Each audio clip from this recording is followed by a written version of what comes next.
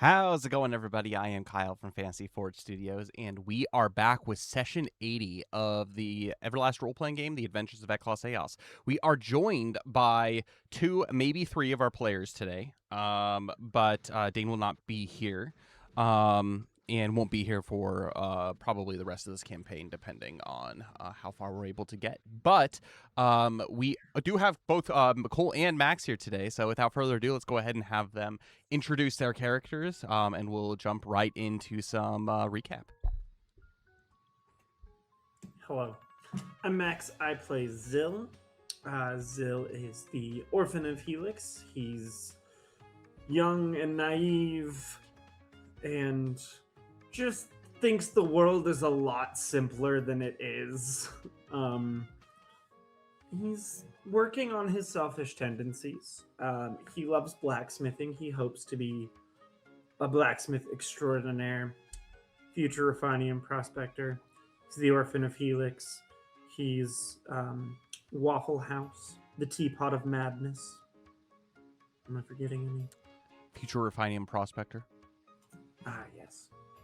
Yes. He's also a tank. He gets hit a lot. Chicken legs. Turkey legs. Chicken legs, yes. Turkey legs. He's bigger than a Turkey chicken. Yeah. Chicken turkey implies legs, he's that's- cowardly, right? Yeah, that's true. Turkeys aren't anything fierce. but exactly. Yeah, so all the things. I guess. Our next character is Happy Cray. Cole. Hi everyone, I'm Happy Cray, and Cole. If you know, you know, and only three of us do. So anyway, I play Luxalia of the Silverwood, the most virtuous fox that used to be virtuous. No, she still is, but barely. And she is the Shrine Maiden of Amaterasu. Loves Alamnia, aka Everlast God. And she is praying for your soul and healing your wounds. And that's what she does. That's what she does, exactly. Yeah. Yep. But, you know, she does have a troubled past, as is right and just. So. The vast majority of people come to virtue through suffering. So, suffer well, Yes. people. Suffer well. You could become like This is the Luxalia. way. Yeah, you Start just have to growing like tails. spend 40 days in a desert or something. Yeah. Let your hair get bleached by the sun. Eating nothing. Hashtag lore drop. Exactly. Max wasn't even here for it. He'll never know. He'll never know. I think Yeah. he's got Only his Yubi and headphones Brit. on still. I think he's No. still I can hear. Oh, dang. Shoot. Sorry, it's chilly. Now he knows. My AC is too powerful, so I needed a hoodie. Yeah, that's fair. I wish Well, I how needed a many minutes hoodie. ago? Well, I do, but 20 it's minutes. like a sun hoodie. It's breathable. It keeps the sun off of me. it staves off cancer. It's so hot. Just here. play like this for That the rest too. of the That's good. So yeah, that's Luxalia. Nice. Our next character is Yuki. She is typically played by Dane, but she is she's a bard character. That's also a silver draken from the Refinium Peaks, specifically Flamongolith. And she is a bladed dancer, so she's not your typical kind of supporty bard, but she has all kinds of basically sword abilities and sword dances that she can use to carve up the competition. But she is kind of the conversationalist inside the party. She uses her charisma to be able to help the party out of sticky situations, but unfortunately recently, since we haven't had Dane, we haven't been able to roll a lot of those conversations for for Yuki. So but we'll be kind of like, for some of these characters that don't have players today, we'll be kind of mix playing them, Max and I. And so Max, I'll let you know when things need to happen. But Right. I'm so sorry. I will have to leave early, so that's okay. It's okay. I will just wear all Hopefully the Connor hats. is here by that time. Yeah, that is my hope too. I'm sorry, y'all. If I not- work early, No, it's okay. If not, we may just end early if that is the case. but I Because think that's a lot. We'll wear every hat. I will when's play our next session? everyone. The 24th. Yeah, actually, that's a good kind of call out here. So, we do. This is another one of those like weird months where, the last day of the month is a 5th Friday, and so, we're gonna have like a couple of like sessions like in between. But yeah, the next one's technically the 24th, for you guys, 25th for us here in the West. So, things to think about going forward. But To our Easterner viewers, which I don't know if there are any, but to Kyle, happy feast day of Saint Benedict. I didn't know that. Thank you. Appreciate I'm it. very guy. excited. Okay, this is absolutely ridiculous. We have liturgically themed table runners. Whoa. Nice. This is our Is so I've Ray got the habit of Benedict. no, that's a green one. My camera's Oh. just bad. I've got the Got it. gold one out in honor of. I just am a big fan of that. Okay, I have a question. Where do you even get something like that? It's called the Little Rose Shop. So they have a green one, a gold We're one, not and sponsored. a purple one. It's a set. And then my wife is on their like monthly surprise subscription. Oh, that's cool. So they sent us a Blue Marion one month. Whoa. We've got 4. Heck They're yeah. great. I love them. That's cool. Uh, How big are Anyway, they? Okay, this is not sorry. at This all is what this we're is supposed to be not at talking all about. about Everlast, but like, how big are they? Because we use table runners all the time. We have a gigantic one. Okay, we'll see. so I mean, Everybody this is- watch. Oh, Wow, that's like the Yes. height of Max. Yeah, it's about. It's taller than me by like an inch or 2. nice. That's cool. That's really cool, actually.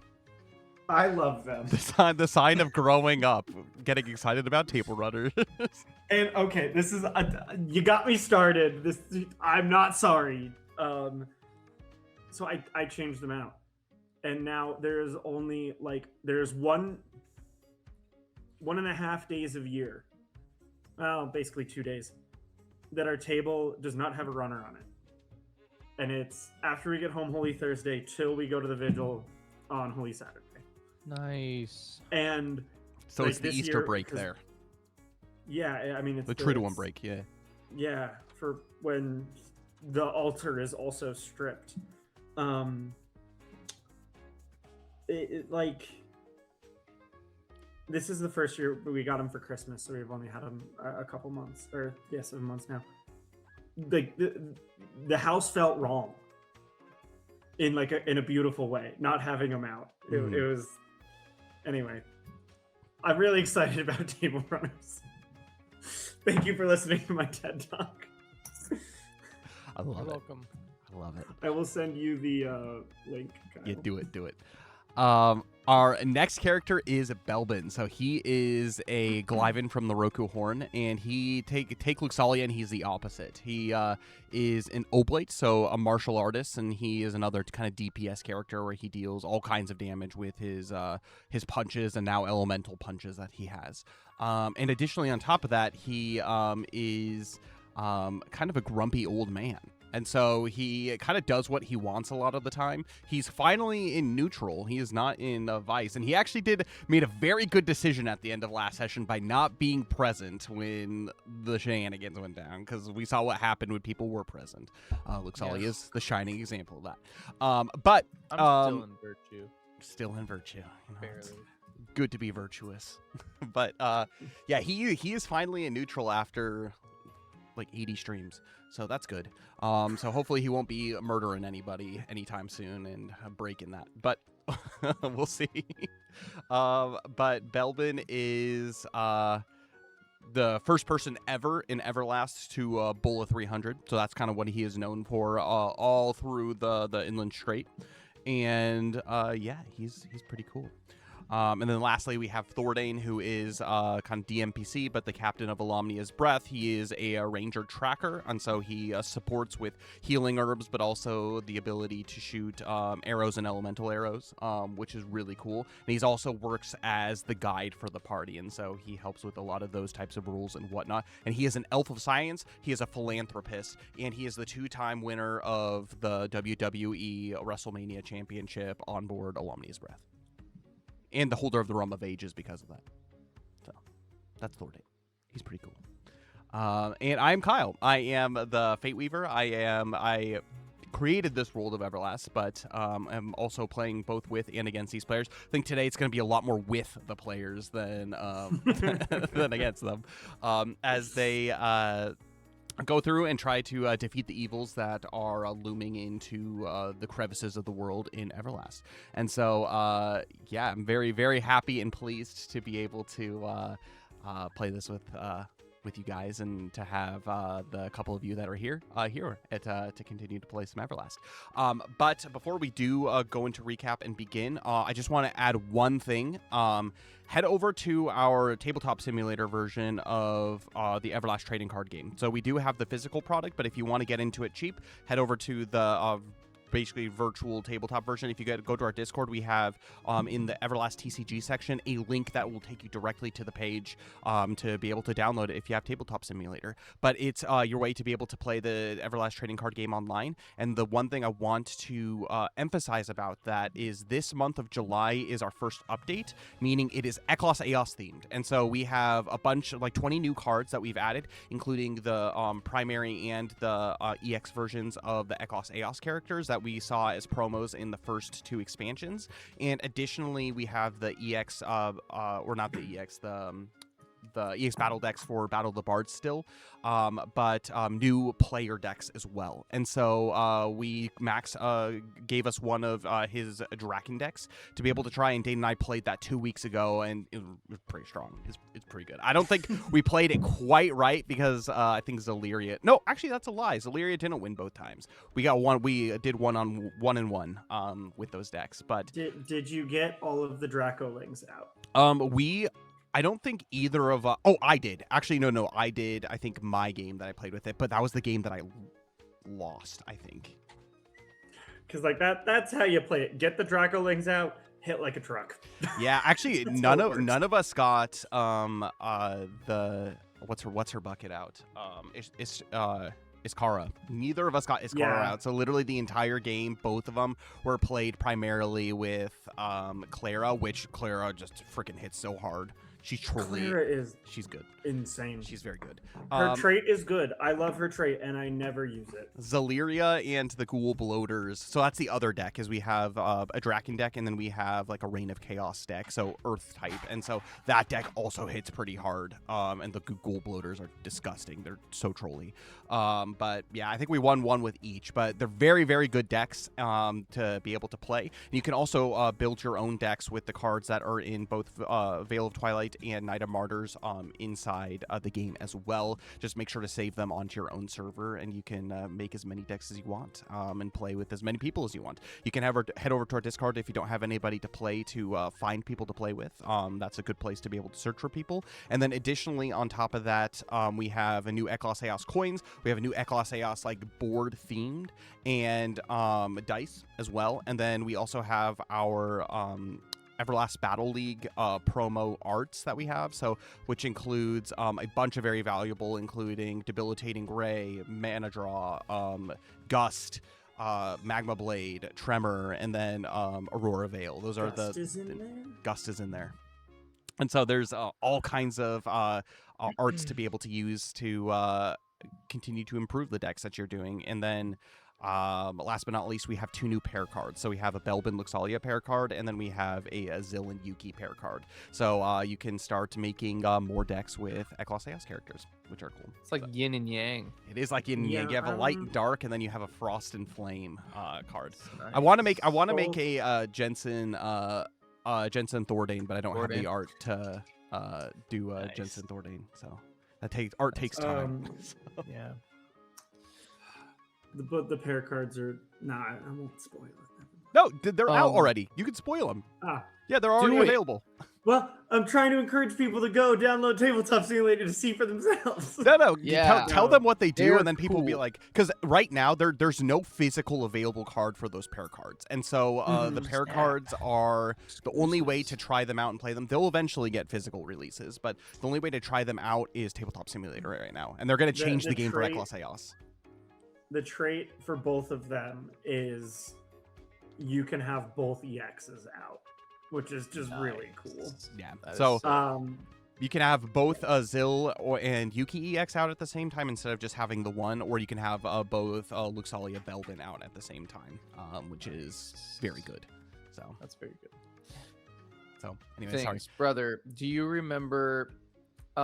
Speaking of the Rum of Ages, do you remember that nice little pirate dinner theater stunt show thing we saw in Florida I do. forever ago? I do. Like medieval they- times, but pirate theme. Yeah. They, I saw it on Monday because my friend was performing, Nice. and they had like a giant bottle of rum, and it was like the 100 or 1,000-year-old rum or something, and I was like, that's just the Rum of Ages. That's the rum of ages. So that was good. It tastes stale. It's It's delicious. And then second thing, I suddenly very much have to use the restroom, so I will Yep, be go right ahead. back. But I will be in chat. So cool. Can you hear while you're in the restroom or no? Yeah. Okay. I'll just be slightly delayed because I'll be watching stream. Sweet.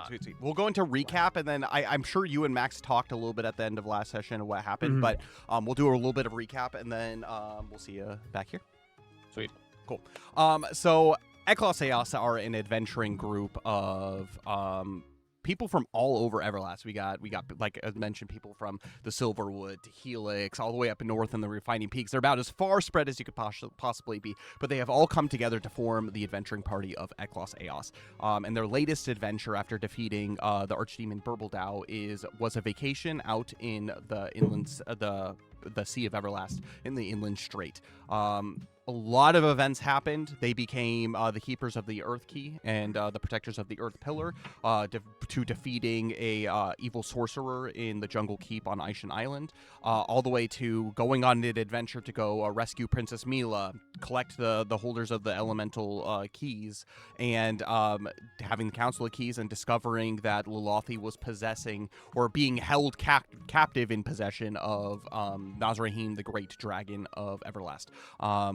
At the conclusion of those events, Lolothi was released into Everlast as they exorcised the demon out of him, and the Flame Pillar's manic energies were restored. They figured out that Nazrahim was drawing the power to be able to, from that pillar, to keep Lolothi in check. But Lolothi's spirit is out, and what we've learned so far is demons, specifically archdemons, well, all demons, need to have a vessel in order to basically take form unless they have basically possession of a prime void crystal or a void crystal. Archdemons need the prime void crystals, hence the very, very unfortunate and important task that they have to do is figure out how to destroy this prime void crystal, which happened at the very end of last stream. But that's getting ahead of ourselves. They have realized that Jackman Nobbs, who is a pirate who is working in unison with Molith, another demon, is trying to take over the Inland Sea and create kind of his own world shaped in Jackman Nobbs' image. And he has recruited and created pirates from all over Everlast. They have created a blockade in the north, which King Farron barely was able to get by to get Princess Mila to go back to Feshin Fae. There is a ghost ship, pirate, sailed by Ragnik, who is kind of this evil undead pirate who is enthralled to the services of Jackman Nobbs. And they have this map that they had taken from one of the pirates that realized that each of the captains of those ships are under demonic contract in order to serve Jackman Knobs, knowing or unknowing. But as part of this contract, they're able to track on this special map that they have the positions of all of the ships of Jackman Knobs' fleet. But if any of the crew or anyone were to break this vow, the captain of that ship would basically do everything in their power to go to the ends of the earth to try to kill whoever abandoned them, as written in the contract. Whether they want to or not. And so they currently have one of those pirates held captive on their ship, and you are currently using his map in order to track down all these ships and figure out the positionings of Jackman Knobs. And so with all of this information in hand, they decide to sail back to Terror Bay Island to speak to Smoldran, to which they found out that one of the pirate ships had been taken over by a mimic, and also in order to protect himself, Smoldran had set the entire island on fire. Helping with with some of the persuasion. It didn't take much because Zil did very, very good in his persuasion against Smoldran. He decided to join them. I'm a big fan. Exactly, and he decided to help them in defeating the presence of Jackman Knobs and its kind of wickedness and kind of taking over the seas. And so they sail back to Flamberge to decide to figure out what to do next as far as the next course of action. And then they decided, hey, why not? Zil has unlocked this new power to destroy avoidant artifacts and voidant trinkets. And so he tried to do it to the Prime Void Crystal, and it went very, very wrong. The Prime Void Crystal, not only does it have an incredible influencing power, but it is quite strong, to which Zil found out that the power that he has, whether it needs to be honed or not, does have the ability to keep it back at bay for a time, but the power overwhelmed him. Horatius tried to help him, and it nearly killed him. And the whole process of letting basically the presence of this Prime Void Crystal out led Luxalia to gaining all kinds of points of misery, as she was able to close the Prime Void Crystal back up into this special vessel box that it was kept in. And that is where we left off the last session. Is Luxalia's struggling with some of the misery that's happening. They were able to revive and kind of start the heart back up of Horatius, but he is in a very sad state, and Zil is currently paralyzed. And so there's some rest and stuff that needs to happen to get him unparalyzed, but it was unclear. I was hoping we might have succeeded. Yeah. And yeah, that's true. It was unclear, hoping you may have succeeded. But as far as what Eclaas knows now, it went very wrong. Thordain, Belbin, and Yuki came down to check on what was going down, and saw basically the very sad state that their companions were in. And now they understand the true power of a Prime Void Crystal, but with other questions of what to do next. Because clearly this is something very dangerous that if this were to be in the hands of anybody, especially LaFonte, oh man, all hell will break loose. So with that being the case, we're going to go ahead and leave it off with the party. Starting there. And so as you help kind of to stabilize Horatius, his eyes open a little bit, and he looks around, but you can tell almost all of the energy has been drained from him. He looks around, his eyes dart back and forth, and he sees that Zil is laying on the floor paralyzed.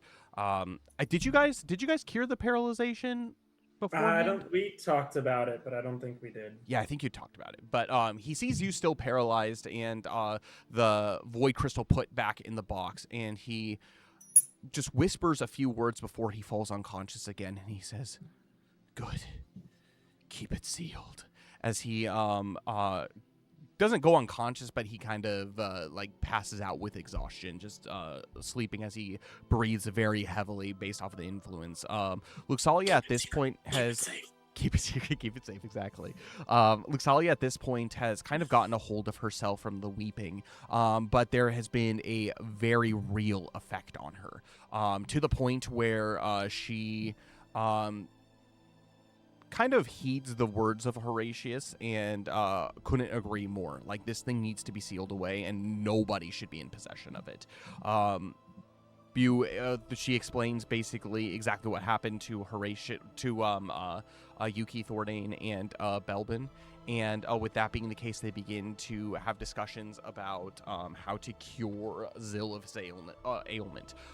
So this is a 24-hour ailment, the paralyzed status ailment, but they have figured out that it is paralyzation that he is afflicted by. And so with that being the case, does anybody have anything in their inventory that they want to use to do that? I think there was a elixir or something that somebody had that I think Dane Was had. it Thordain? I think it may have been Thordain. Let me take a look. Pull up his That's the character one I sheet. don't have open. I have literally everyone else's open. Yeah. Let me take a look here. Um, Inventory. He does have an elixir that has no charges used yet. I feel like Thordain would use it. I feel like he would too. He said with fingers crossed. But he takes out a bottle of elixir, and as he swishes it around, kind of like this like silvery liquid that slightly glows a little bit out of the bottle, and he kind of parsons a little bit into an empty flask and pours it into Zill's mouth. Zill, as this begins to touch, you're paralyzed, but you can still feel everything that's there. You feel immediately kind of like this sense of like invigorating like energy, kind of like this tingling on your tongue as it goes down into your throat, and you can it's a strange feeling, but you can almost feel like this potion has started to like seep into your like blood vessels and into your like extremities, kind of like the feeling of like waking up from a dead leg, or something like that, where it's like tingly, but it like kind of hurts tingly, and eventually you're able to kind of catch like regular breaths instead of kind of the labored short breathing that you had, and you can find that you can like now move your fingers and whatnot. And this whole process takes probably about 10 to 15 seconds in order to finally everything wake up. It's a rapid process, but it's like it's a very like physical process that you can feel this taking care. You also heal. I don't know if you have full HP, but you heal all of your HP and you heal all of your mana if you. Great, those were all full. I'm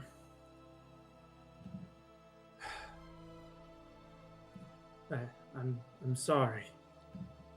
I didn't mean to endanger us this way. I hoped it would work. Well, it's a good thing that we evacuated the city, don't you think? Thordain pipes up. Yes. Speaking of which, and he kind of continues to, still with a hand on Luxalia's shoulder, says, There, are you okay now, Luxalia?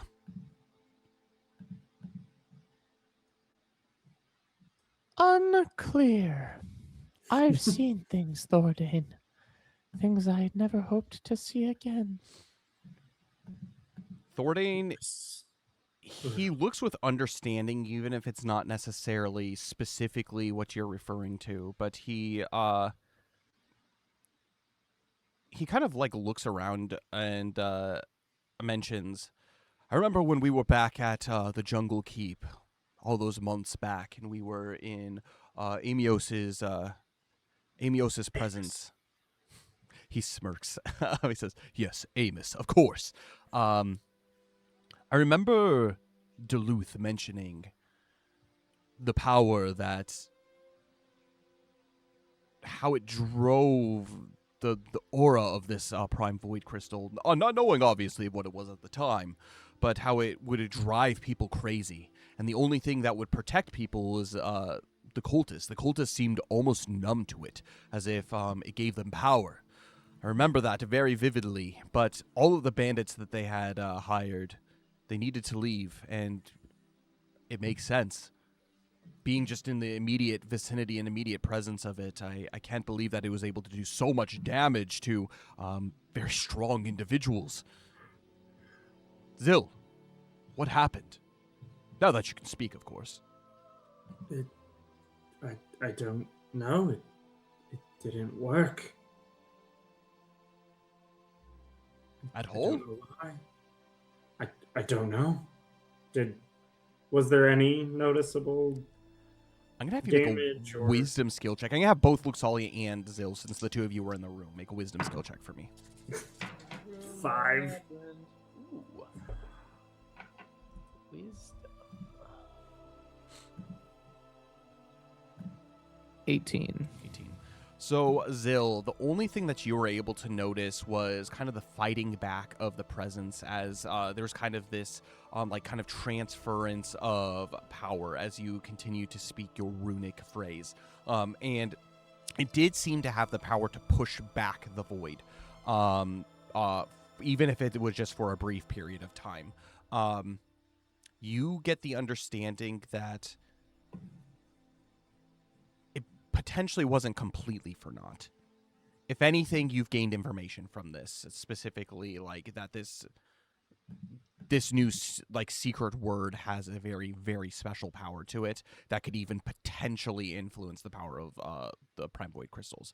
Luxalia, on the other hand, as a witness to everything that was going on, and you saw kind of you were leading basically these priests in prayer. You saw that during this time that Zil was repeating his, not incantation, but repeating his runic phrase over and over again, you noticed that there was actually a faint flickering in kind of the power of the void crystal. There was a brief moment where the crystal itself actually turned from red to blue, but it was only like a very, very brief moment before the red kind of came back and kind of influenced the whole room, and that's where it all went to crap, because then that's when Horatius jumped in and picked it up and whatnot. But you did notice that like you guys are on the right track. It's less of a case of if it is going to work, and more of a case of like, how do you get this to work? Because it seemed that like the power was palpable enough, maybe with potential training, to be able to do something to the situation. So you definitely had an effect on it, but whatever it was, maybe you need to hone this skill more, or maybe this was more powerful than, I don't know. But whatever it was that you did definitely affected it. I just think we need to get better at whatever it is that you did.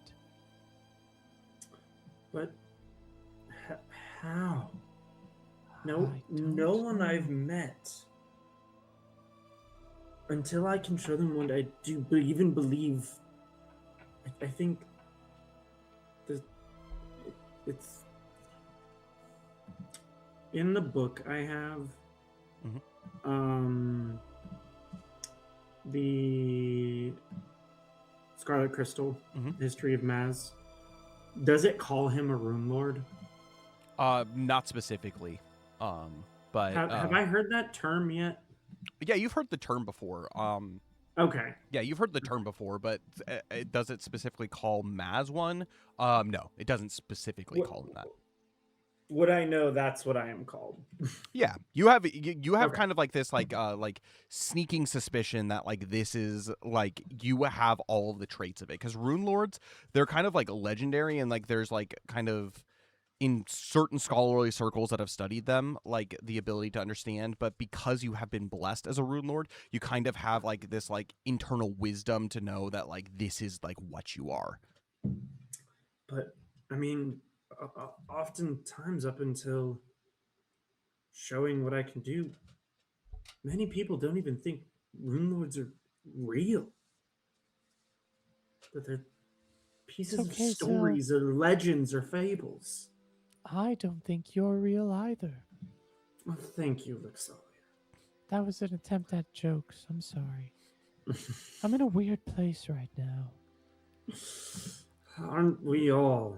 Yuki walks over, finishing playing kind of her song for the priest as she escorts them upstairs. But she comes back and she looks at you specifically, Luxalia, and she says, "Luxalia, you look different. Are you okay?"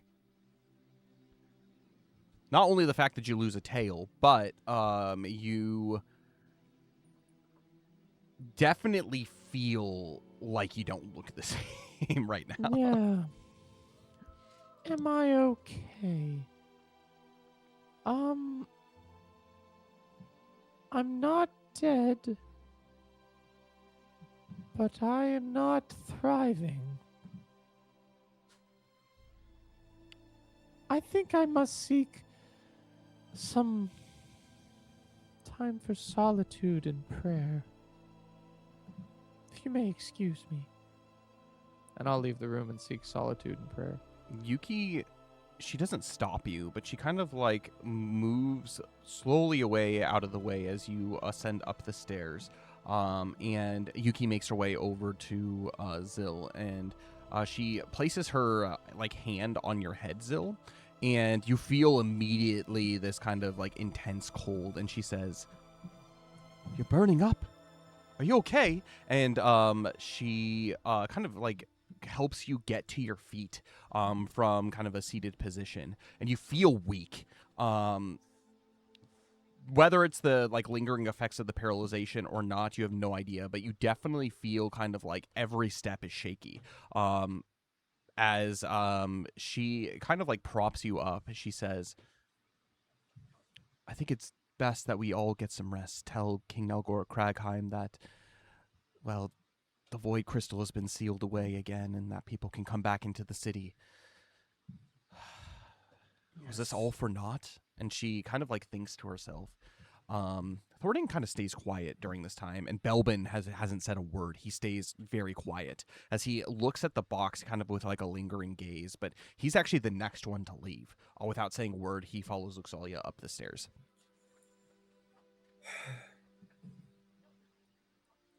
I'm tempted to think it was all for naught, but for some reason it still feels like we're on the right path. I don't know how, I don't know why, but I don't know what to do next. Yuki, she steps in and she kind of says, "We all learn from experience. Well, when I was growing up, I don't know if I've told you much of this, but I was a daughter of an instrument maker, and I wasn't allowed much time outside of the craft, and I used to sneak away from my family's house. Now, when I was found out, I would be punished quite severely. I would be locked in my room for quite a long time. And in those moments, I felt myself growing stagnant. I felt myself losing purpose. But it was when I was acting, when I started experiencing things for myself, that is when I grew. That is when I had the ability to gain the courage to be able to say no and leave that terrible situation that I was in.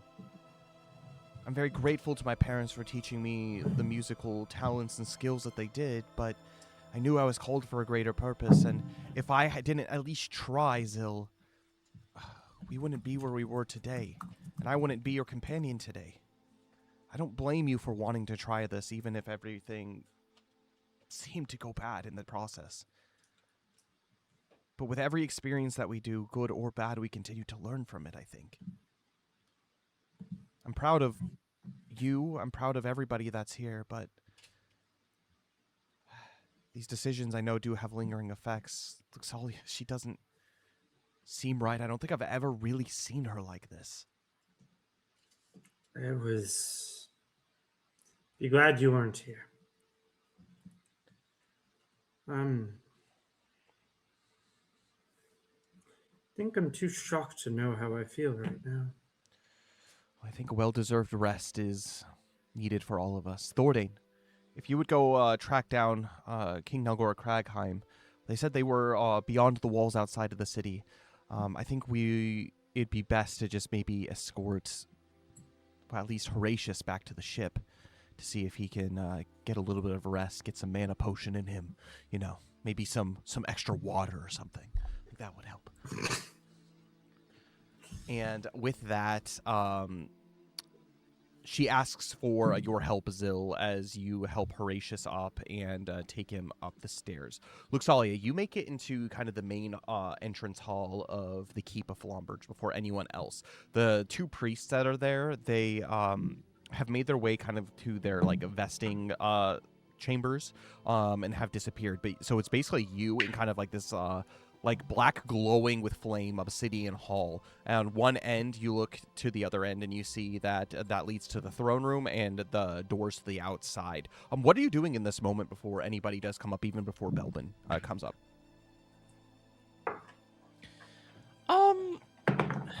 Yeah, mostly just trying to like pray and find like silence and solitude to just connect with Alomnia. I think that's just like what she's seeking right now is like some sort of union with Alomnia in prayer. Are you planning on going, I guess my question is, are you planning on going deeper into the keep, or do you plan on just like leaving?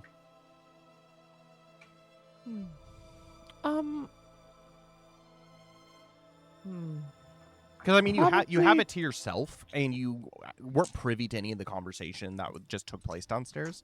And so right now, like you're looking for like that alone time to be able to spend. And right now, the city is technically abandoned or anything like that. I guess my question is like, where are you going to do this? Yeah. Probably.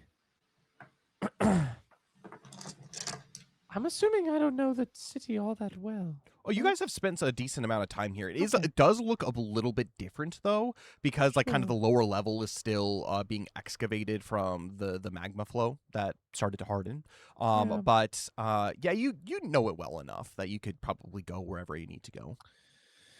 Would I know if it's like relatively safe enough to stay in the keep? Okay, also, would I be able to find silence and solitude in the keep? You would be, because like literally the only people that are here are like the two priests that went to the vesting chambers, and then everybody that is down the floor below.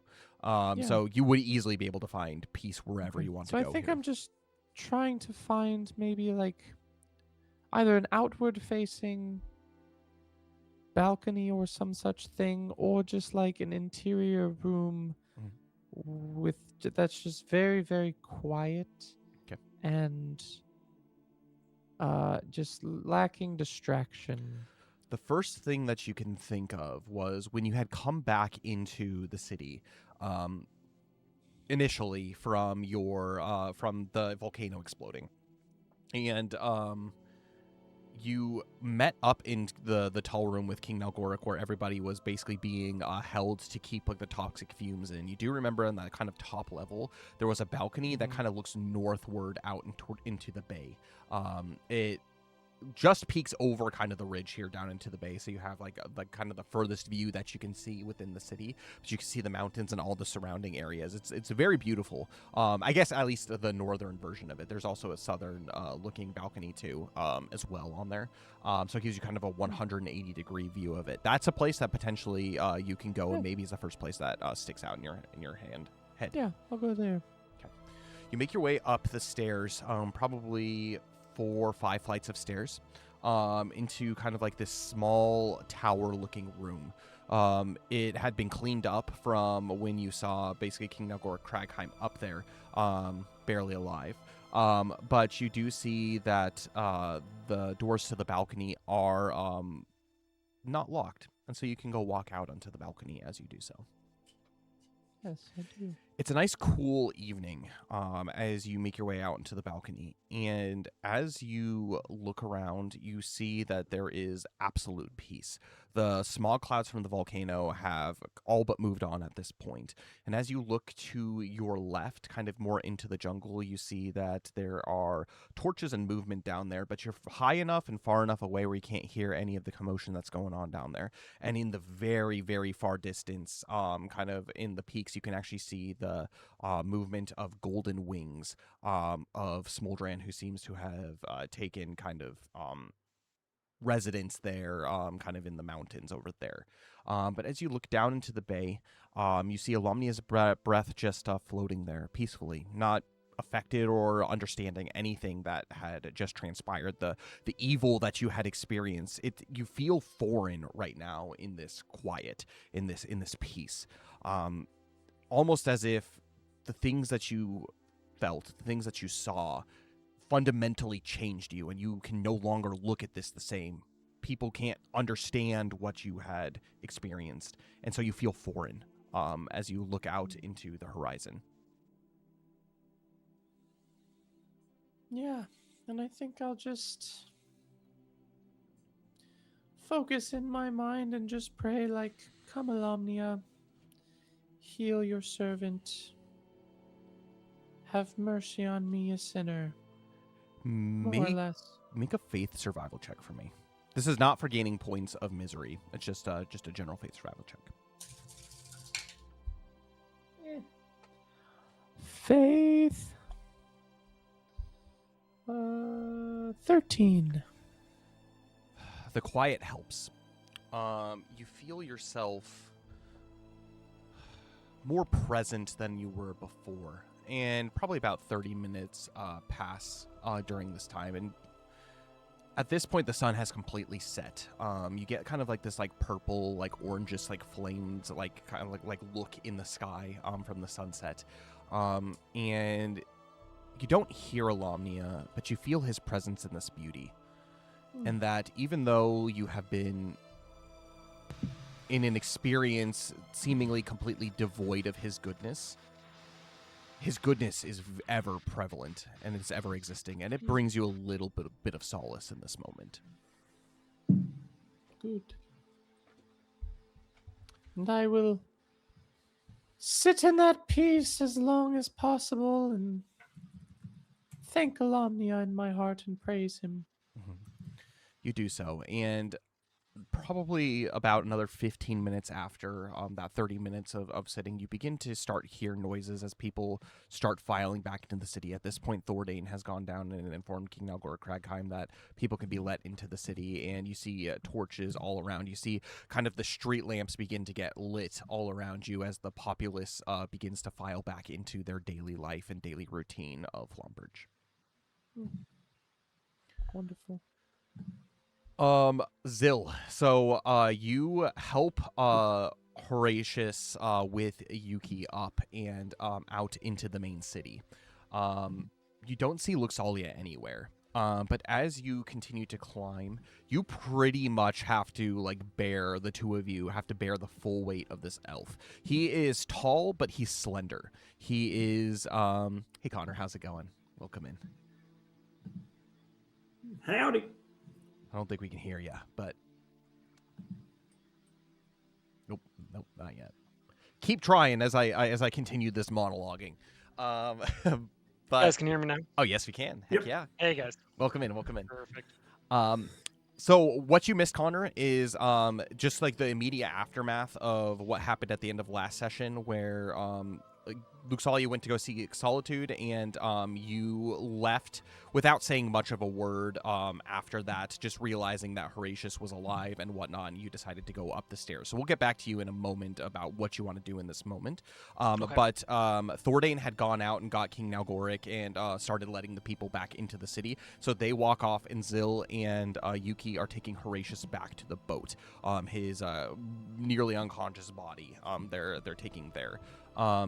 Yuki looks to you, Zil, and says to you, "Are you okay? Are you in need of any further rest? Did Thordane's potion do the trick?" I physically feel perfect, but the wheels just aren't turning. He's How kind of so? just in like a daze.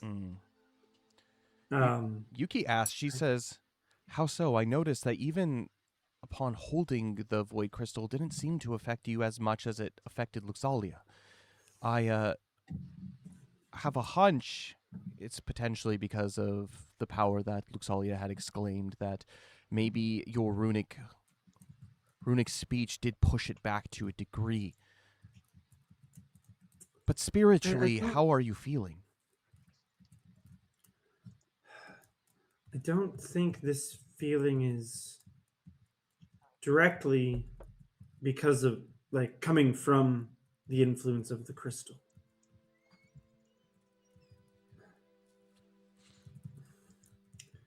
He's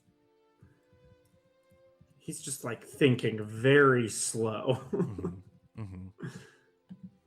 We've been in the presence of great evil multiple times, but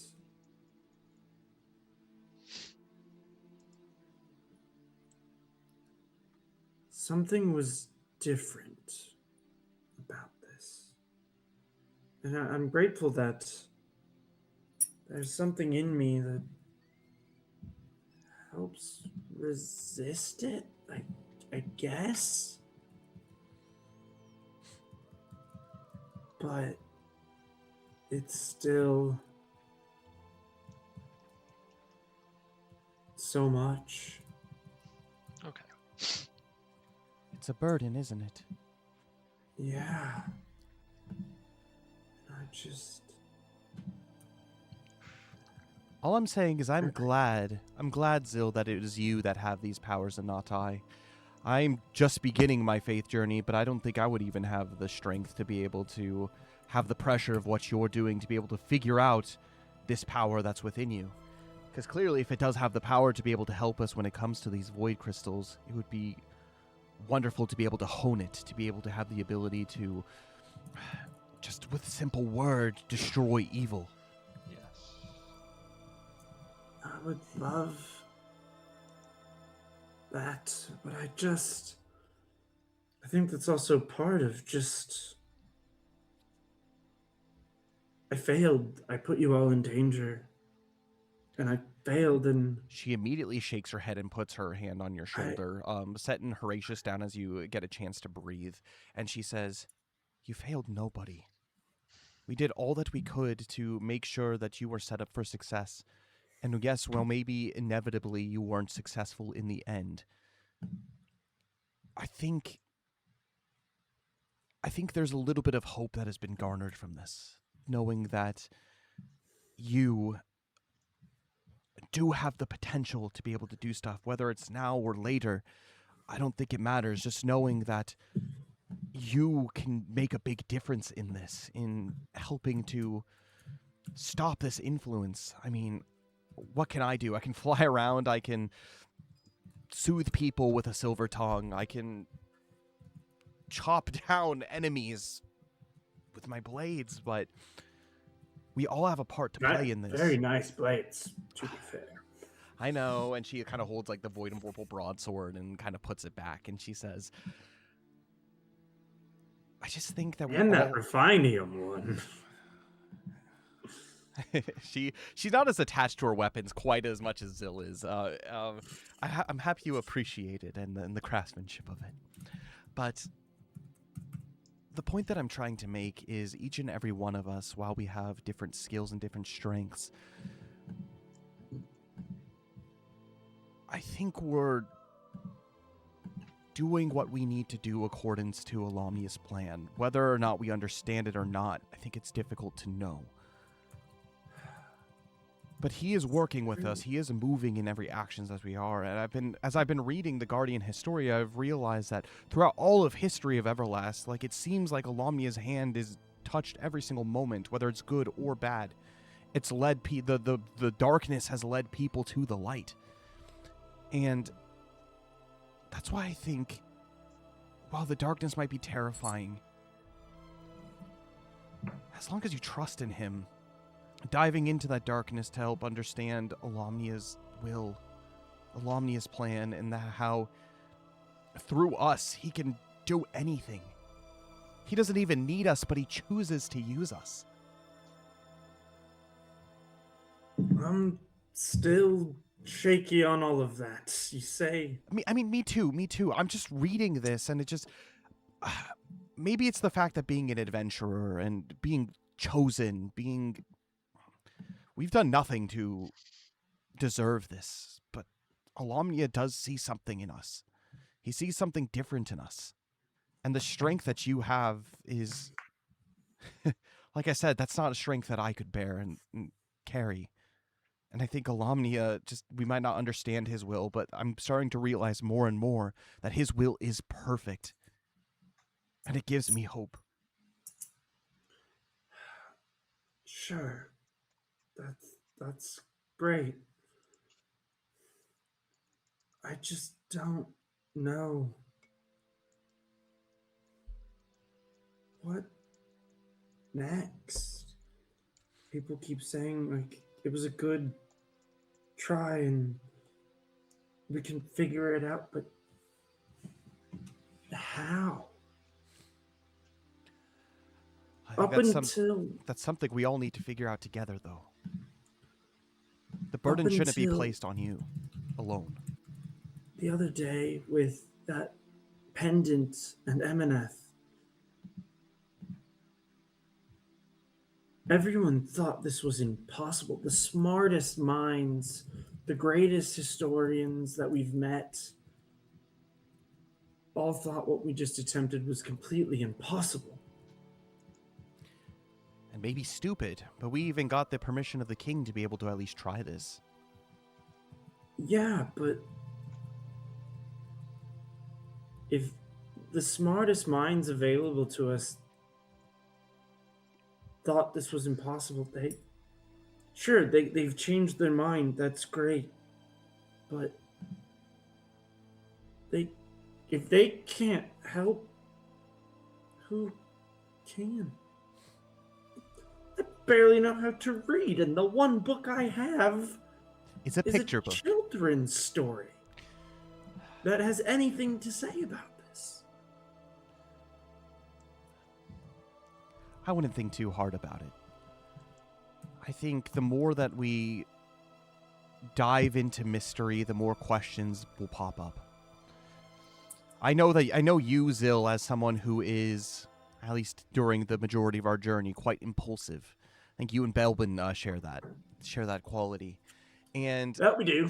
While maybe it does lead us into trouble here and there, I also think that your impulsiveness is something that maybe myself that tends to think about things, Thordain that tends to think about things, Luxalia that tends to think about things.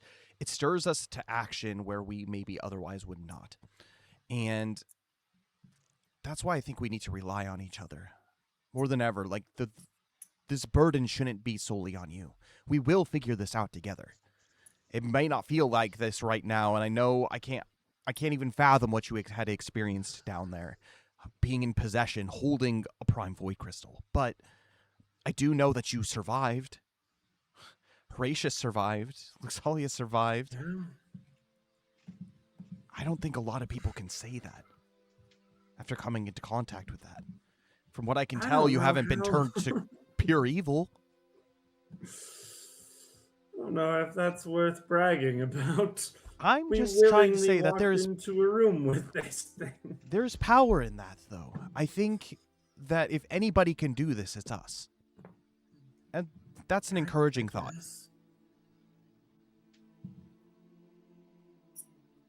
Don't beat yourself up too much about it. We get back to the ship. I think we rest a little bit. I think we, who knows, maybe have one last pirate night before we go off potentially to our deaths and fight a whole pirate horde. I know, that seems less daunting than the current task, right? That seems easy now.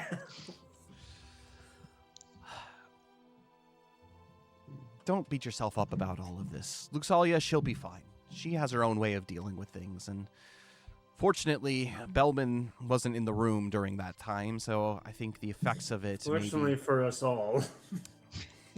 Perhaps this is true. I think it is best, though, to be able to rest. I think Thordain can take care of what needs to be taken care of. Seems to have a good head on his shoulders, and I think the best thing that we can do is be as prepared for the upcoming fight that is to come. Also, just that Belbin's art is still up. Oh, sorry. I was checking that too. Anyway, decided. I think rest will do me good, and the best way I know how, someone's got to go break that forge in.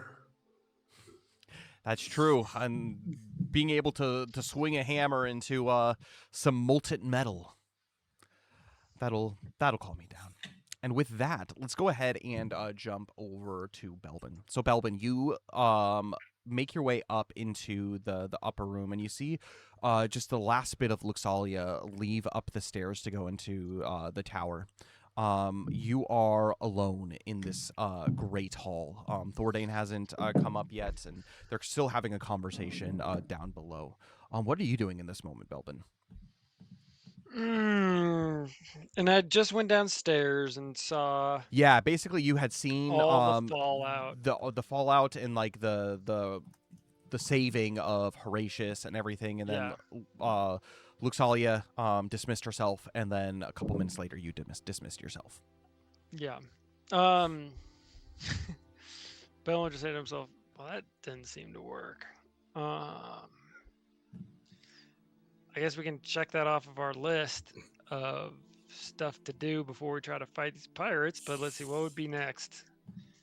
I guess we need to get the ship ready to go. Yeah, let's get the ship ready to go. We can let anyone who rests who needs to rest, because it looked like some people were pretty banged up down there. Yeah, let's go back to the ship. See what's going on with the ship."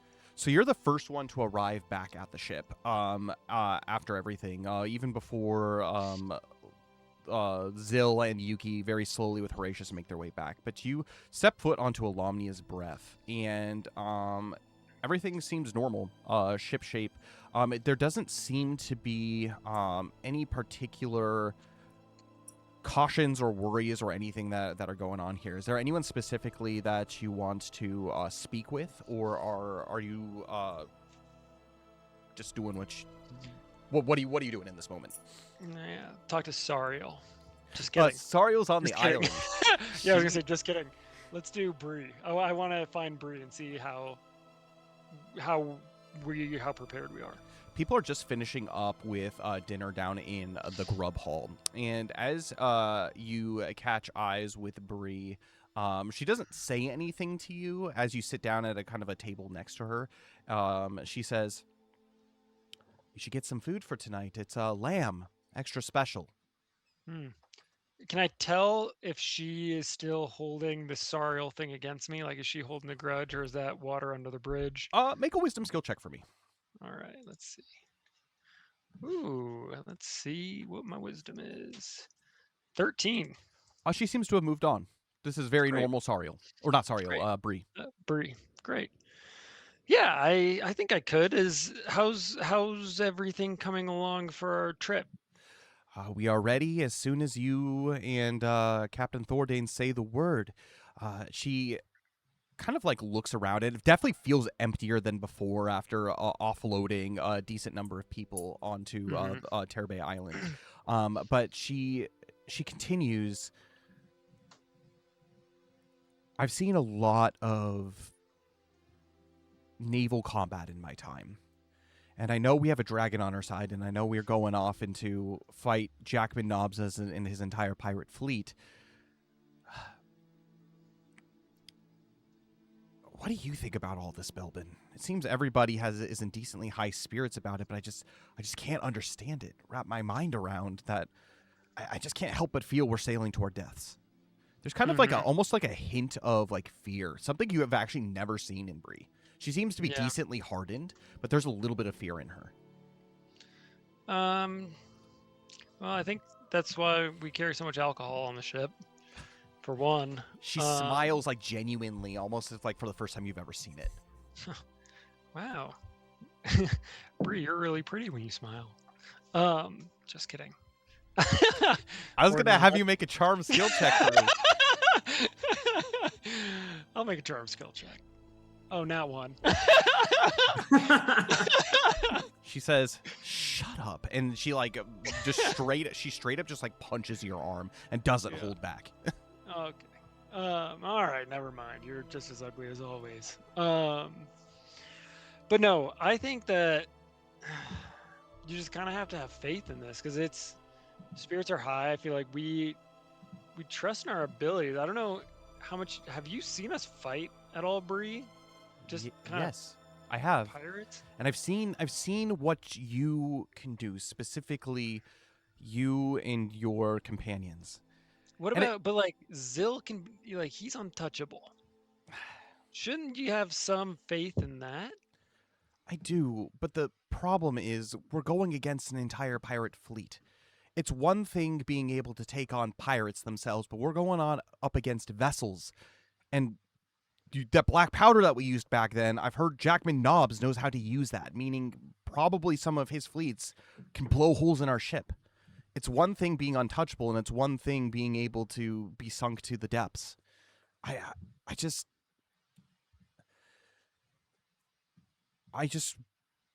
am concerned is all. Mm-hmm.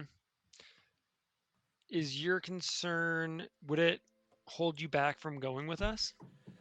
No. Do you want to stay on the island? I've seen enough of what you can do to know that the quest that we are on, hence the reason I've been here this whole time, man, you all have put me through it, let me tell you. I've dealt with more jobs. Granted, I am getting paid more than anyone else on this ship, but Yeah, you're welcome. what you have put me through, this whole crew through, I don't think anybody would still be on board unless they believed in what the purpose of our ship were. We've seen you save elven princesses. We've seen and heard of you dispelling demons. And if we can, well, if I can be a part of that. And she, like, stays quiet for a moment. She says, I don't know how helpful I am. And maybe if my entire purpose of this adventure, my life, is to have assisted you up until this moment, even if only just to prepare the way for the fight to come. And she like shakes a little bit, like you can tell like she's nervous as she kind of gulps, and she says, I'm not afraid to die. I want to make a difference. Mm-hmm. Yeah, well, I think that everyone on the ship would say that you've made a difference in our journey. Our journeys wouldn't be possible without you. And I have a feeling that you will probably play a bigger role in this coming fight than maybe you know. As you and Martha. I learned firsthand that Martha's a beast. We got to use Martha whenever we can. But Make an influence skill check with me with hope. influence still not good. Let's see. 8. 8 with hope. Yeah, with hope.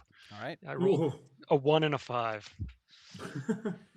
You seem to know how to talk to her, and this kind of passes through. Her shaking stops. There's still a little bit of apprehension on her face, and she says, I mean, ever since I left my husband all those years back, I felt like I've needed just to rely on myself, and I do all that I need to do. And I've done all that I can do up until this moment. I want to believe you, but I'm only one person. But I think together, maybe there's a little piece of hope. I mean, don't believe in me. I'm just an old man. If you want to believe in anyone, you should believe in Alamnian. Like, we know this guy is a bad dude. And she kind of like furrows her brow, and she says, I didn't think you were one to believe in that kind of stuff. I mean, I've been to church a few times. All right. Maybe you're right. And you think we're fighting on the side of Alamnia? She says kind of questioningly. Us and the dragon, yeah. Maybe that's all that I need then. Who knows? Maybe at the end of this, if we see it through, I begin to turn over a new leaf in myself. I gave Yeah, up I mean- Alamnia long ago, but he clearly has all kinds of power that Well, I he's guess- granted upon you to do you and Thordane and Yuki, Luxalia, Zil. You're more than capable beyond just natural human means. I guess, I mean, a few things about that. I would say, one, if we're gonna fight to our death, you might be meeting Alamnia much sooner.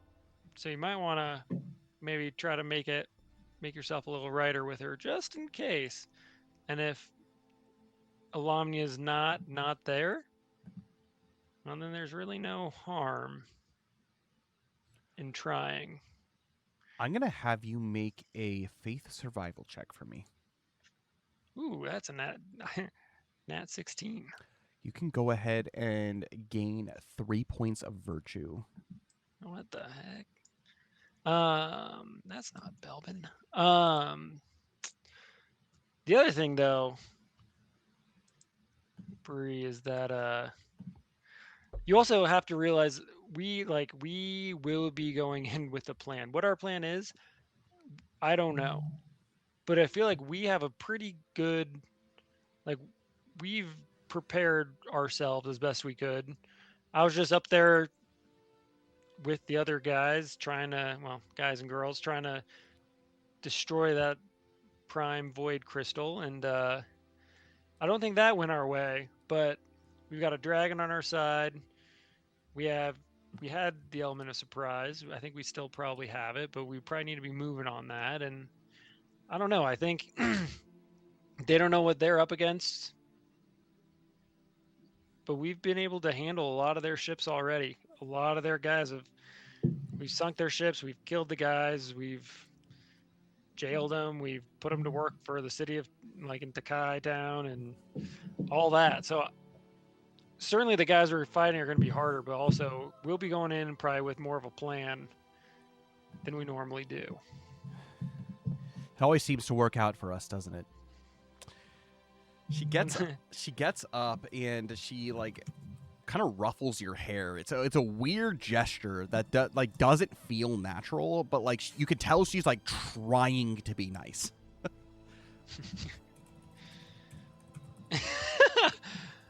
That was weird, Bree.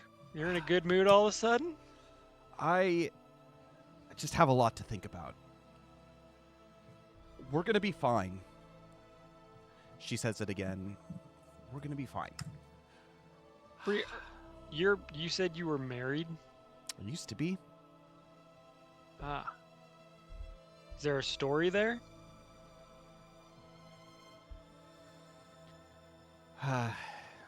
Maybe another time. All I need to say is I have my reason for not trusting men. Is there anyone back home that you are worried about not being able to come back to? I wouldn't be on the sea if that were the case. Well,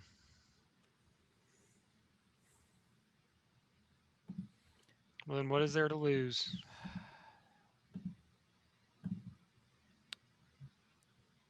I didn't think you were so wise, Belbin, as she says, as she grabs a tankard, fills it with beer, and kind of gives you a smile and then leaves. So it's you. Eventually, as you sit here and you eat, eventually Zil and Yuki come in. But let's go ahead and jump to back to Luxalia.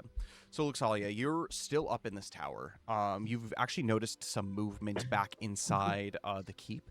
But you have watched as these purple-orange clouds have gone completely dark.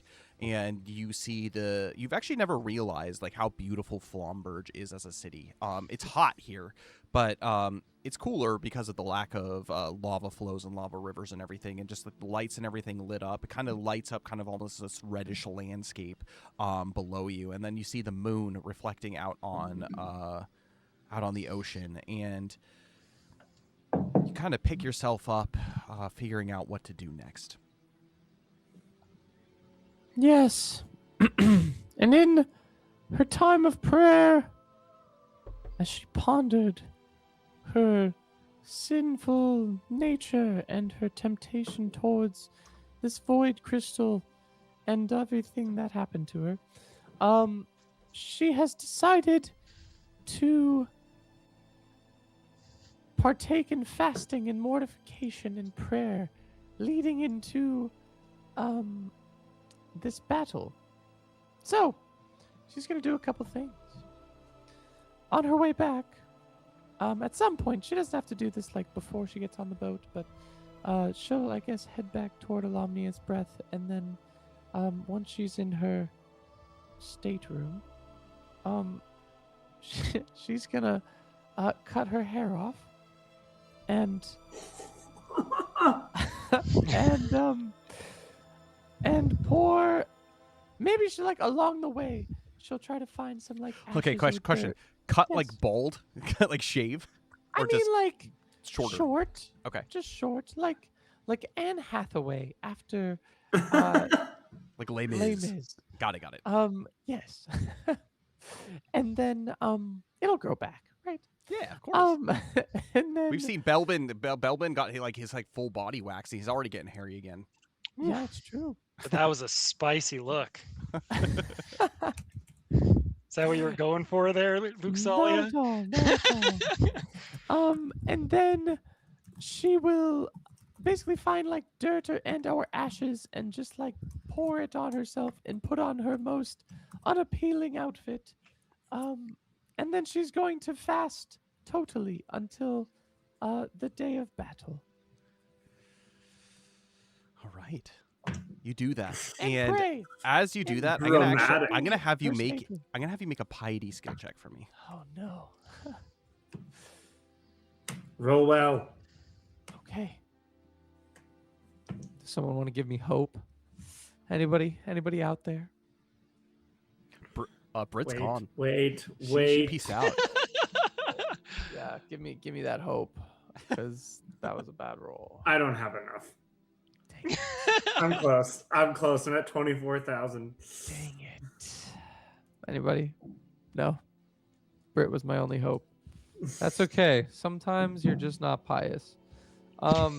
6 6 total. It was in that Oh, one. no. Oh no.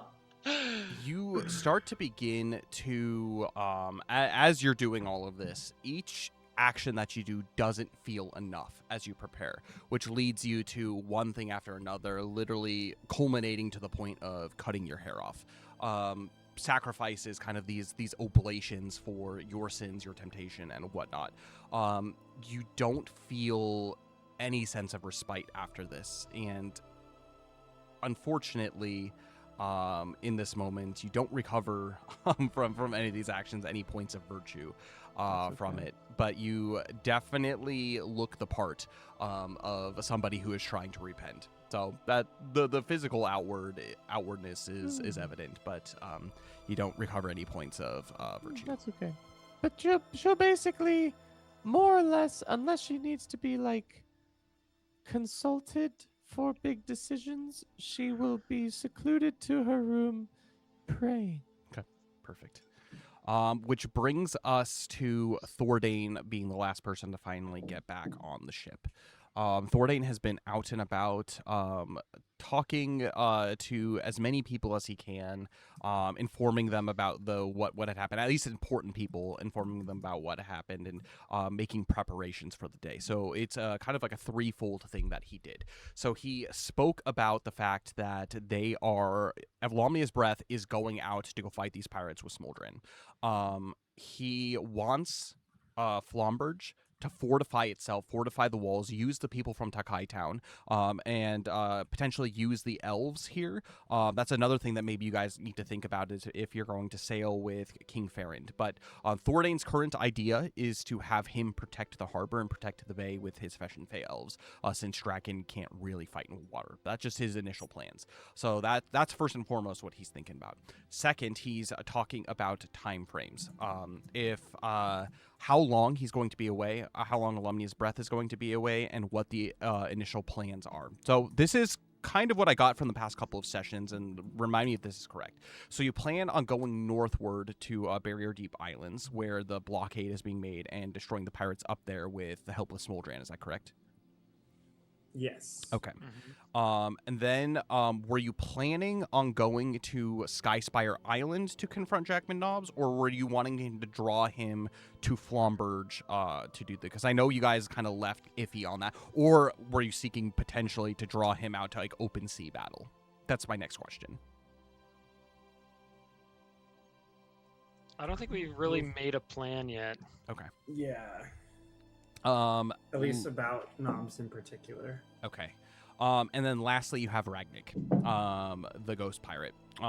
Figuring out what to do with that. It might be worth sitting down and looking at your map to see if you do see it, where potentially Ragnik is at the moment. But there's that. So he basically is talking about kind of that three-pronged approach of like where Alamnia's breath is going. And lastly, he talks about what happens if you guys fail. What their jobs are to do and how they will know if you fail. And so contingency plans to fortify the city and everything like that.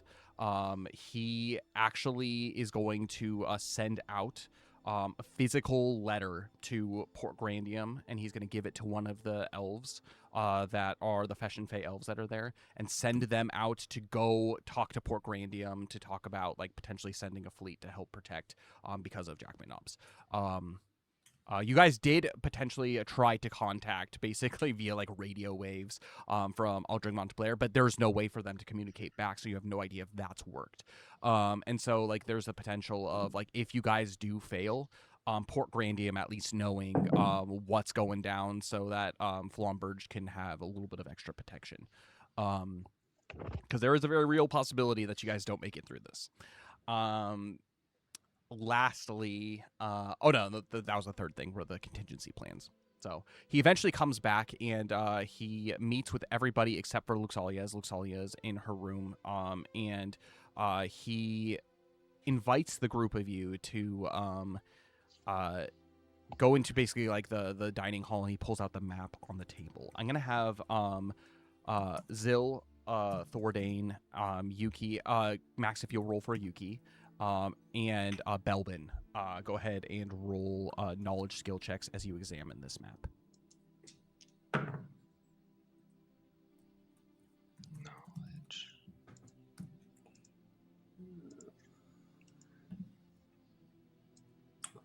Zil got an 11. Okay. Yuki got a 5. Thordane got a natural 16. Let's go. Belbin got a natural 16 too for 17. Let's go. So as you examine this map, Belbin, you not Belbin. We'll start with Zil. So Yuki isn't really seeing much of anything here. She's primarily more concerned to see like if any ships have made their way kind of like outwardly, like around kind of the continent. So she's kind of looking more in that direction. Zil, you do find that some of the ships from the blockade have started kind of moving towards the direction of like westward, towards the direction of maybe Port Grandium, potentially maybe trying to form another blockade. That's the first thing that comes to your mind. Belbin, you we'll start with Thordane first. So Thordane, you actually find we'll do this. Belbin, what are you most concerned about looking for here on this map? Ragnik. Okay. Belbin wants to go after Ragnik first. Okay. So Thordane, he's looking at the map, specifically at the Skyspire Island, and noticed that many of the ships have actually started moving. There's a number of ships that have started to kind of make their way kind of southwestern, and there's a number of ships that are going northwestern. Specifically, Jackman Nobbs' ship seems to be going northwestern. Does that mean they've begun towards us? So all of them are moving westward, like along Right. the bay. So they're all coming towards you. Specifically, he is moving kind of like this upward trajectory from Skyspire Island. That's here. Okay. It looks like Thordane sees that they're moving towards the direction of the blockade up north. You're unsure about whether these ships are going to maybe like create a blockade like south, or if they're going to help fortify the blockade that is going to the west. They're essentially, what it looks like here and what Thordain can deduce is they're trying to cut off all potential like reinforcements, basically from all of the regions that could come to the defense of Flamberge and Aishan Island. They want this void crystal, and they're not allowing. Basically, they're trying to isolate the island.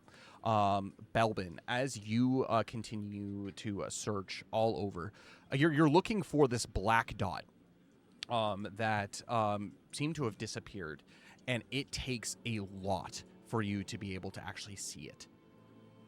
The reason you didn't see it before is you see that it was in a cave. It made its way down south and around. And right in between here, there's a cave. So I can go ahead and put up a pirate logo. The black outline of this dot seemed to have matched kind of the land markings of here, so it didn't necessarily disappear, but it seems to have taken shelter in the south of Aishan Island, almost hiding from view. But with your keen eye, you're able to find exactly where Ragnik and his ship are.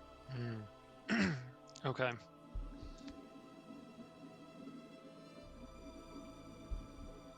And with that, that's all the information that you guys have to go on about preparations on what to do next. What are you dealing with?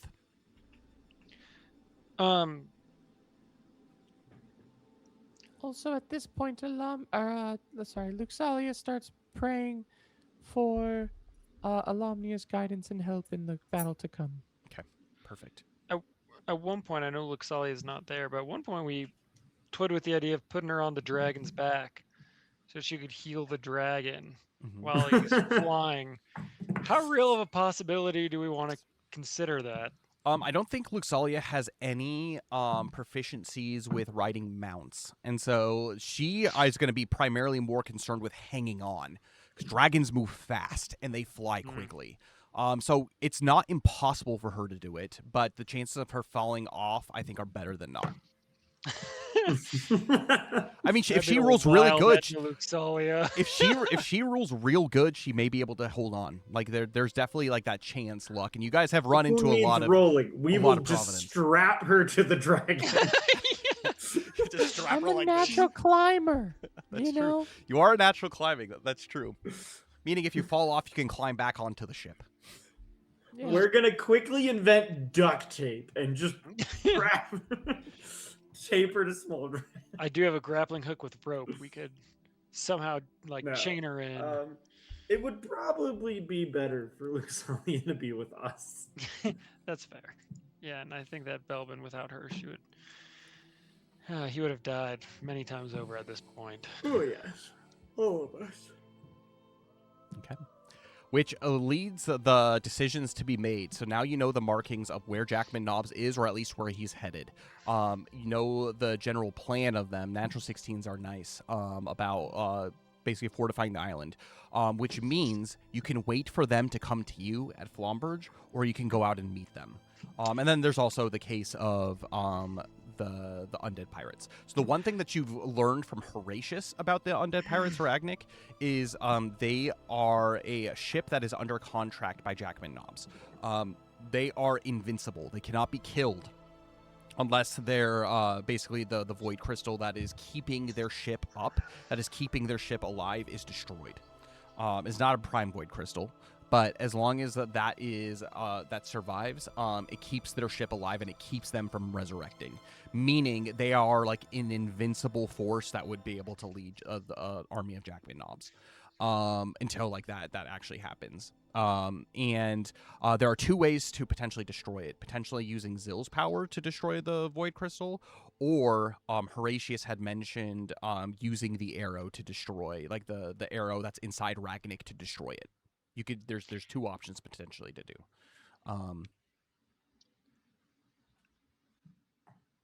But Ragnik is there. So in order to even get that second Right. option, you would have to defeat Ragnik. Or at least get the arrow out of Ragnik, which you guys have found out also from Horatius. If you do enough light element damage to him, the arrow will come out of him. Do we know where that void crystal is? So For their ship? you guys have been on the ship. I believe, who was it? It was Yuki and someone. It was the ship that was in the Bay of Terabay Island, and or not Terabay Island, Fulton Rock. The inside the captain's quarters, there was, remember, that kind of like book that was there, kind of at the far end with kind of like the blue lights that are there. Maybe it's something associated with that. But you didn't spend much time there to wait, as like there was like this heavy presence of kind of corrupting energy that was there, as well. So, you guys tried to do something by setting the boat on fire, but the boat itself didn't burn down. And then later that evening, the pirates attacked. So Right. and there's also that potential, because when you were on that boat, these spirits and like undead creatures are bound to this boat. When you were onto that boat, you did not see them.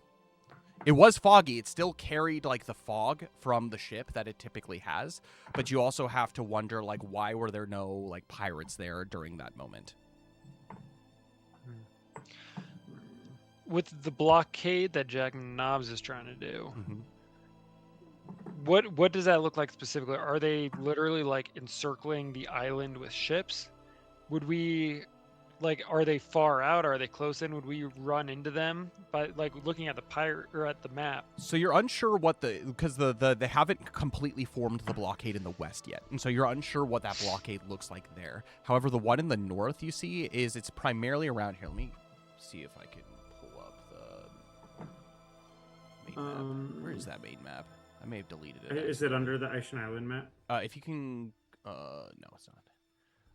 Anyway, so generally speaking, off the coast here to the north, there is a set of islands called Barrier Deep Islands, and it's like a bunch of fractured islands that are basically just like rocky outcrops that are there with like straight passages. You can tell that they have built a lot of their ship presence outside of, basically forming like a kind of a pseudo line around the island, forcing ships that come through to go through the center of like kind of that rocky outcrop of that island. So basically they're creating like a kill zone for any ships that do go in that direction. And then they have ships to go off and get whoever is there. It's not like a super long spread, but they have enough ships to be able to react however they need to react if people are trying to sail around.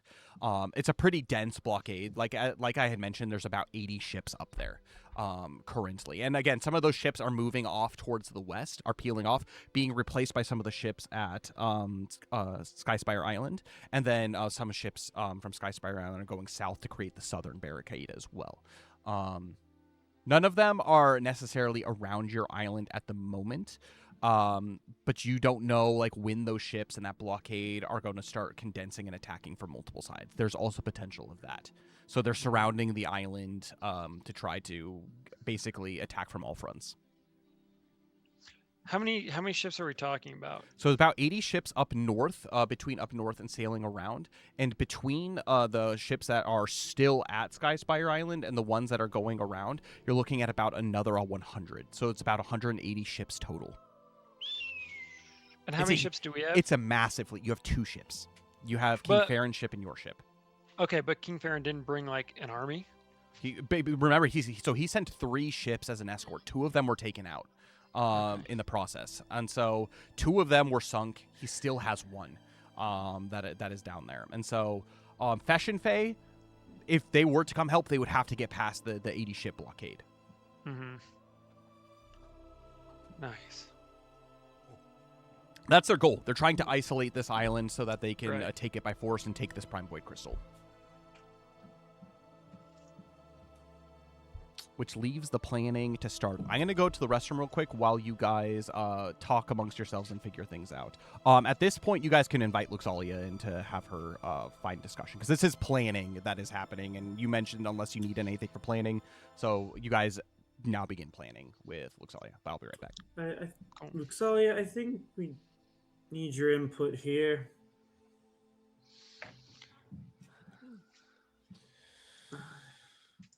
Well, they want the void crystal, yes? Yes. We can Seems move like it. everything is coming here. We have a really fast ship.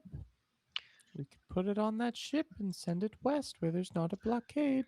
Well, I was kind of thinking that too, but what if we fly it? With the dragon? Yeah. I No. don't with- trust or that with- dragon near that void crystal at Or all. what about Yuki? He said as much. Well, Yeah. but if we keep it in its current like kind of container, Even then.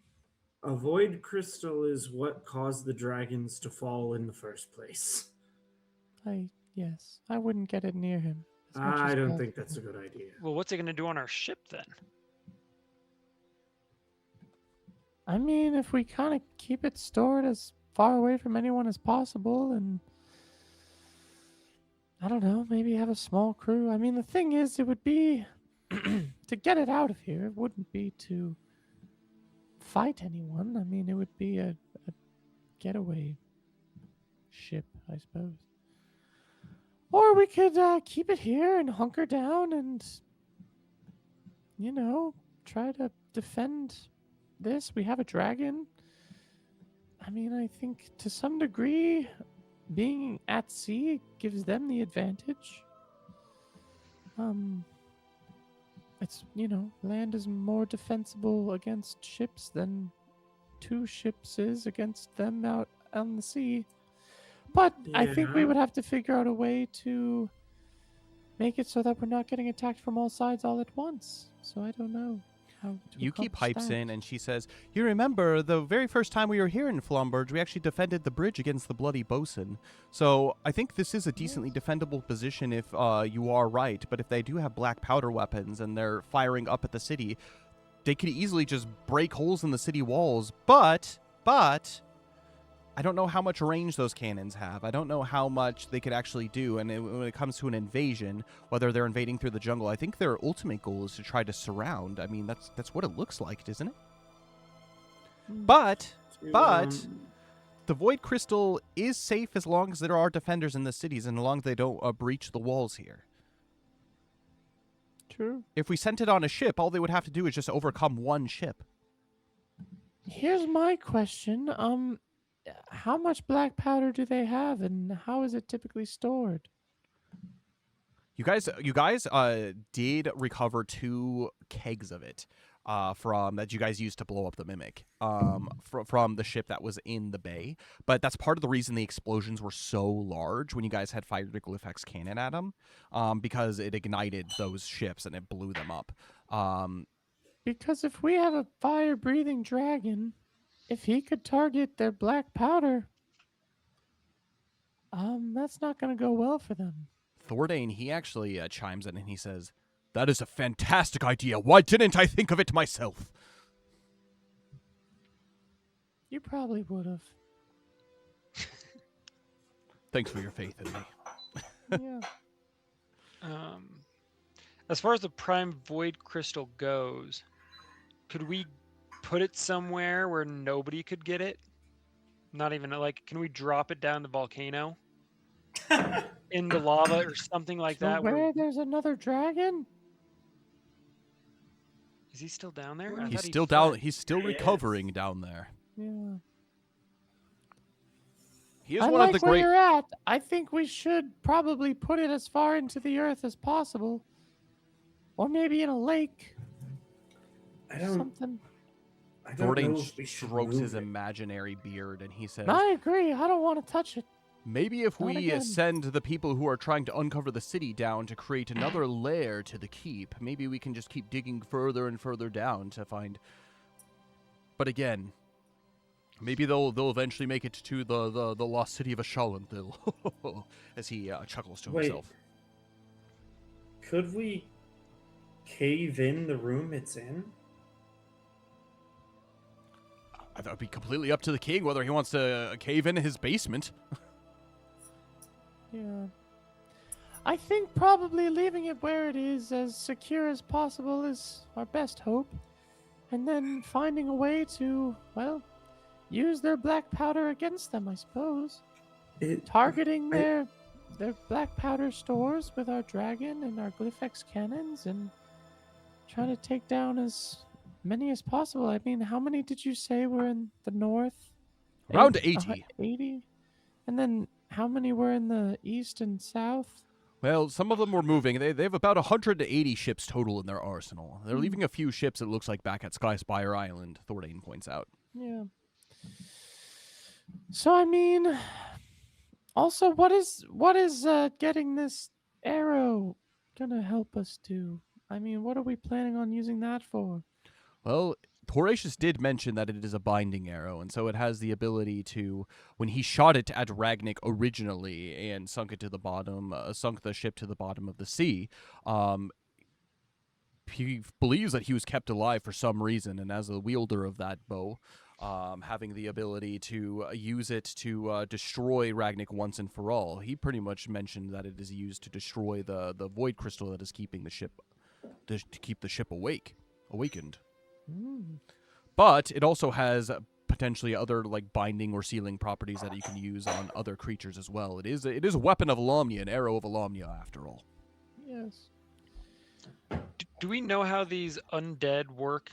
Like, are they ghosts where they can go through walls, or They seem to have corporal forms from what we noticed. When I was whacking them with my arrows previously, it seemed to actually do land.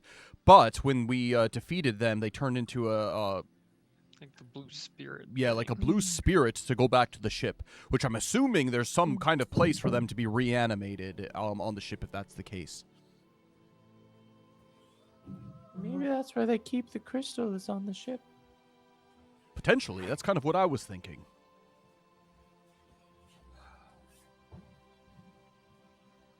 Should we use Alamnia's breath as kind of like a hit and run tactic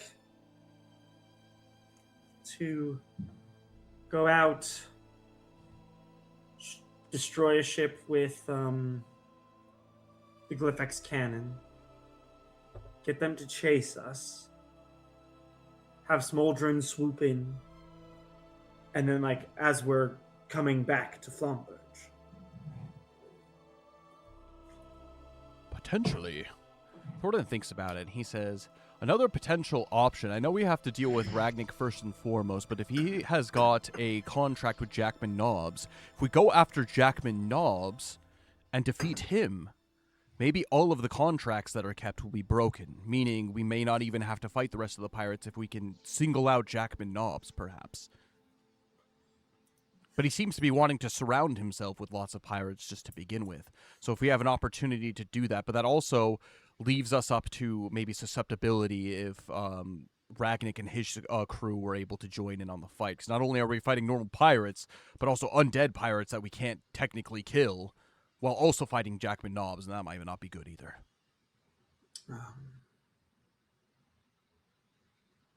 This is tough. Should we... What if we just sailed past them and attacked Skyspire Island? What would that do? Well, we could free the people from Skyspire Island, and we had initially spoken about potentially doing that before we noticed any movements from Jackman Nobbs. But if we do secure Skyspire Island, that means we just have to we have to thin out our forces beforehand. If we do take refuge at Skyspire Island, it may be nice to be able to rescue some of maybe the slaves that they had taken from Takai Town. But I think it leaves us in the same place with the same number of villains that we have to take care of. I'm just thinking we need to figure out a way to separate Jackman Nobbs from his bodyguard, or his guard, rather. Do we know, does Jackman Nobbs have a Peter Tingle like Zill to know where the void crystal is? I don't think there's any way of really knowing that. We haven't really met the fellow, have we? Have we heard anything about it? Because we've heard a lot about Jackman Nobbs. I feel like this guy doesn't actually exist, that he's more just kind of a story that everyone's just talking about. The Dread Pirate Roberts? Exactly, whoever Robert is. What if we do this? What if we use the dragon as a diversion? Start up at the north, send King Farron's ship through, acting like we're going to make a break for it. And then that'll draw all of the ships out that way. And then we can try to target Jackman Knobs. Towards Feshenfei, you mean? Meaning bringing Feshenfei into the fight. They should already know what is happening with Princess Mila being back there. Yes. I like that plan. We could also maybe get fake boxes as like a decoy. So I don't know if they have spies or any way of like making them think we have the crystal and we're trying to get away with it. Then they would follow us. Unless he has a Peter Tingle like Zill, which I feel like you gotta assume he does. That's true. We do know that he is possessed by Emineth. At least that's as far as what Thavalia had told us. Is it Emineth? Yeah, it was Emineth specifically that was possessing. Because remember, they were also trying to get Azale Doom too. Mm-hmm. Didn't we banish Emineth? From Thavalia and then from the trinket, you were able to banish him. But the way that you know, so one of the ways that you know that avoiding creatures work is they are incapable of manifesting unless there are specific avoidant trinkets to be able to do so. And so avoidant trinkets can be either basically like corrupted, like through like cultic practice to be able to like give them, or via like within the premises of void crystals. But each demon has specific like void crystals that belong to them. So like for example, Lolothi is this prime void crystal belongs to Lolothi. But Emineth, you have no idea if you have destroyed his void crystal that is keeping him alive, or if there's like other possessing factors for that. And then once a demon is present in Everlast, they can possess creatures in order to stay there. Basically, they draw upon like their life force before going to the next creature to possess, to stay essentially. Oh, so we got a hope. So Dad, who do you want to give that hope to? Woo! You can give it to Luxalia, you can give it to Zill, you can give it to Yuki, or you can give it to Belbin. Or Thordane, I guess, technically. You could give it to him, too. Give it to whoever needs it. Okay, it is up in the air to be able to claim for whoever needs it next. I think Belbin already has a blessing. Okay, cool. So. Sweet. But anyways, so that's basically the general gist of what you know about the void crystals and how they interact with other creatures.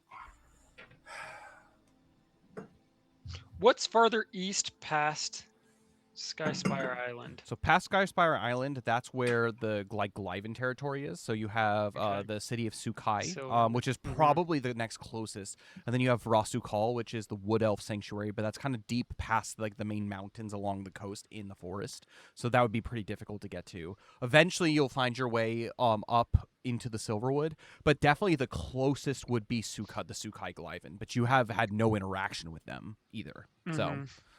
I'm just thinking more of like an escape route if we need to flee east. Mm-hmm. Yeah, I mean, like if they're not creating any kind of blockade or anything, you could potentially do that and then try to hide inside the forest too. And this is somewhere that Luxalia probably would be more familiar with because the Woodland Realm is obviously where the Silverwood is. So that's another potential escape route too. What if we sent out a force to attack their blockade? I don't know, either we're trying to...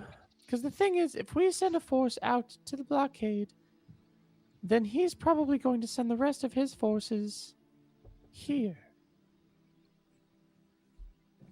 Potentially, if he's strategic. Yes. So, like, if we extend ourselves out, he's going to try to strike us while we are overextended, yes? Probably. That would be a nice strategy. So, maybe we do send maybe Smoldran and a ship or two out to just cause some havoc, but we I don't want to sacrifice those ships, but we need to I make it look as if we're sending out force that way while somehow consolidating our force here so that we can isolate him. With Smoldren and Alomnia's Breath and whatever the ship, I think the best way to do this is hit and run style. Yes. If we get locked up in anything, they can overwhelm us. Alomnia's think breath with- will be no more, and then we'll all sink to our depths except for Azil, because he can breathe underwater. Can't we all? Don't we all have the thing?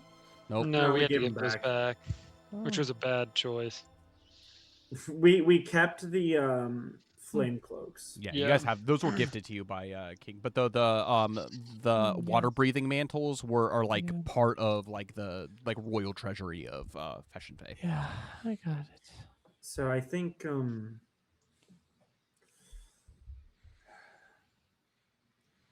it might be good to cause as much havoc without having to engage. The one place I think we can engage them on somewhat equal footing is here.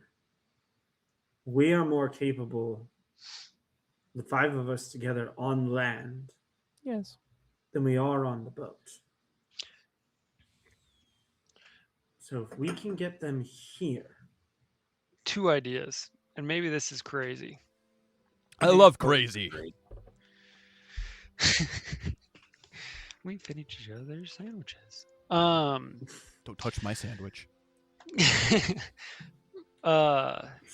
One, what if we do the same thing? We have Smoldren go out, cause some havoc.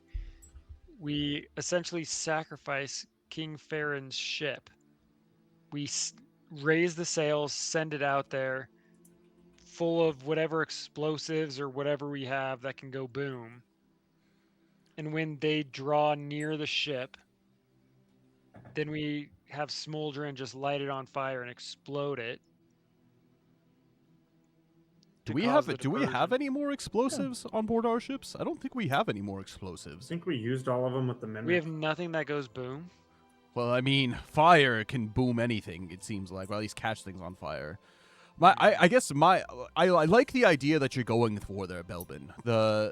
If we just send one ship out there to do that, the Fashion Fae elves take as many minimal crew members as possible. They can literally just jump into the ocean and disappear.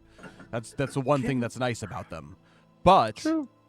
But with that being the case, if we do need another ship for any kind of naval warfare, that's an issue. I liked the idea earlier about potentially leading them to get Fashion Fae involved, but this is making a lot of assumptions about whether King Farron is going to be okay with this or not. I don't think that there would potentially be an issue, but also these leaders have to understand like what's best for their people as well. How many elves are here? Around probably at this point after Princess Mila and her escort left, there's probably around 30 to 35 elves, including King Farron. Can we get them to swim to the blockade and drill holes in the bottom of ships? Yes, of course. That's guerrilla And warfare sink right them there. with no notice of attack. Just because elves can breathe underwater doesn't mean they can swim distances like that. Well, Plus, I think a ship would swim faster than an elf anyway. oh, okay. Can Belbin go try to find Finn really quick to ask him? We don't need to role play it. Mhm. If we have anything that goes boom or what kind of Yes, stuff we have for a cannon. absolutely. Remind me how this works.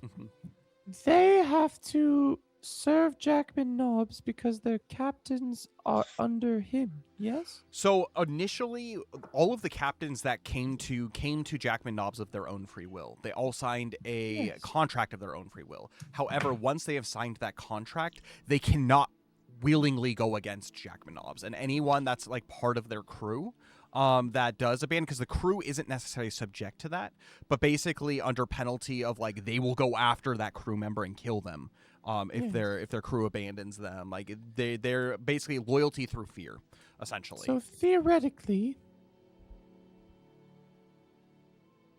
don't like saying this, and maybe I've seen too much from this void crystal, and maybe I shouldn't even mention it. But if we kill the captain of a ship, then those soldiers aren't necessarily our adversaries anymore. It depends on whether or not they still view us that way. We noticed that a number of those that we have saved from ships in the past, seem to still have a fear of Jackman Nobbs and retribution from him. So they may not be. If we seem to have turned the tides of battle and we are able to assassinate whatever captains we can, break those contracts, I think you're right. I think we may actually get some pirates to be able to fight on our side out of the necessity of survival. But I think they need to have a very visual cue that they're fighting on the losing side, which I don't know how we're going to do that without just killing everyone. Yes. I mean, we have a dragon. That's got to count for something, right? It's true. I But think if we so. take out Jackman Nobbs, now remind me what the and then I have to get going. But remind me so that I can get back to prayer, of course. Remind me what we have to do to take out Jackman Nobbs, because it's not as simple as assassinating him. I think it is that simple. Oh. Emineth, so what we learned from Thavalia is she was possessed, and a creature, a demon, can only possess something that is living. At least take up like the full presence of that. We've heard many stories about Jackman Nobbs, but we have no idea exactly what he is capable of. We don't know if he has any superhuman powers, if he has anything like that. It may be simple, as I had mentioned earlier, of just going and slaying Jackman Nobbs, and if we do that, there's nobody for other pirates to follow, so that could also potentially be an option. But we've also run into the issue of he's always, as we can see on this map here, he always surrounds himself with a cohort of ships. So it's more of a case of luring him and his ship away from the rest of the ship so we can deal with him one-on-one. Correct. Meaning distractions. I think distractions are a good way to go, because I think the longer we wait here, the more those 180 ships are going to just press it into our island. And no matter how high our walls here at Flamberge, I don't know how long we'll be able to do that without. And maybe, who knows, they just throw on a siege and then just wait to starve us out. There's always that potential too. I assume we would know how many people are on like a typical ship. Yeah, I would say, like, generally speaking, so there's different types of ships. The biggest, like, galleon ships, warships, can hold anywhere between 100 to 300 people. There's probably a few of those in the fleet, probably including Jackman Nobbs' ship. Right. However, some of kind of the smaller vessels that you have, like, for example, Lamnia's Breath, it's a schooner, so it basically, you can sail it with, like, 8 people, technically. You can sail it with 8 people, but as far as, like, a full-on like crew, is probably around 50 to 60 people. So there are varying sizes. You can't tell based off of the dots on this map what kind of ships they are, but you can go from your small ship like a schooner anywhere between 50 to 60 people, all the way up to your largest in the hundreds. There's a lot of pirates that are here. Yeah, no, that's good to know. Many much pirates. I do think if we deal with many of these pirates, if we do decide to go after them, I think the quickest way to defeat these pirates is to go after their ships. And again, we have a dragon to be able to do that. If there's nowhere for them to go, I think the sea will just take them without us having to actually do anything about that if they don't burn up in the flames. If we do wait for them to come to an island, we are fighting hundreds, if not thousands, of pirates on land. Yes, maybe we have like the advantage of being behind a wall, but I don't know how long we could again withstand that siege if that were to happen. Dragon fire burns hotter than a normal fire. Yeah, I Does think it so. catch fire easier? I would assume so. Ships are made out of wood primarily. Right. Also, keep in mind, I have a necklace of storms, and storms and ships don't necessarily go well together. That's true. What? Raging seas aren't easy to sail. If anything, it can serve as an obstacle to keep them from maneuvering as they would want to. Sully, what does your necklace do these days? It creates a storm Causes a storm? that strikes that uses lightning to strike people every turn. So it still does that. Okay. It Yeah. hasn't changed much Yeah, since. yeah. It's essentially like kind of the flavor around it changes, where it's just like every turn random creatures get struck by lightning, and enemy creatures get struck by lightning. But it does churn up the seas because it brings a storm with it. Okay.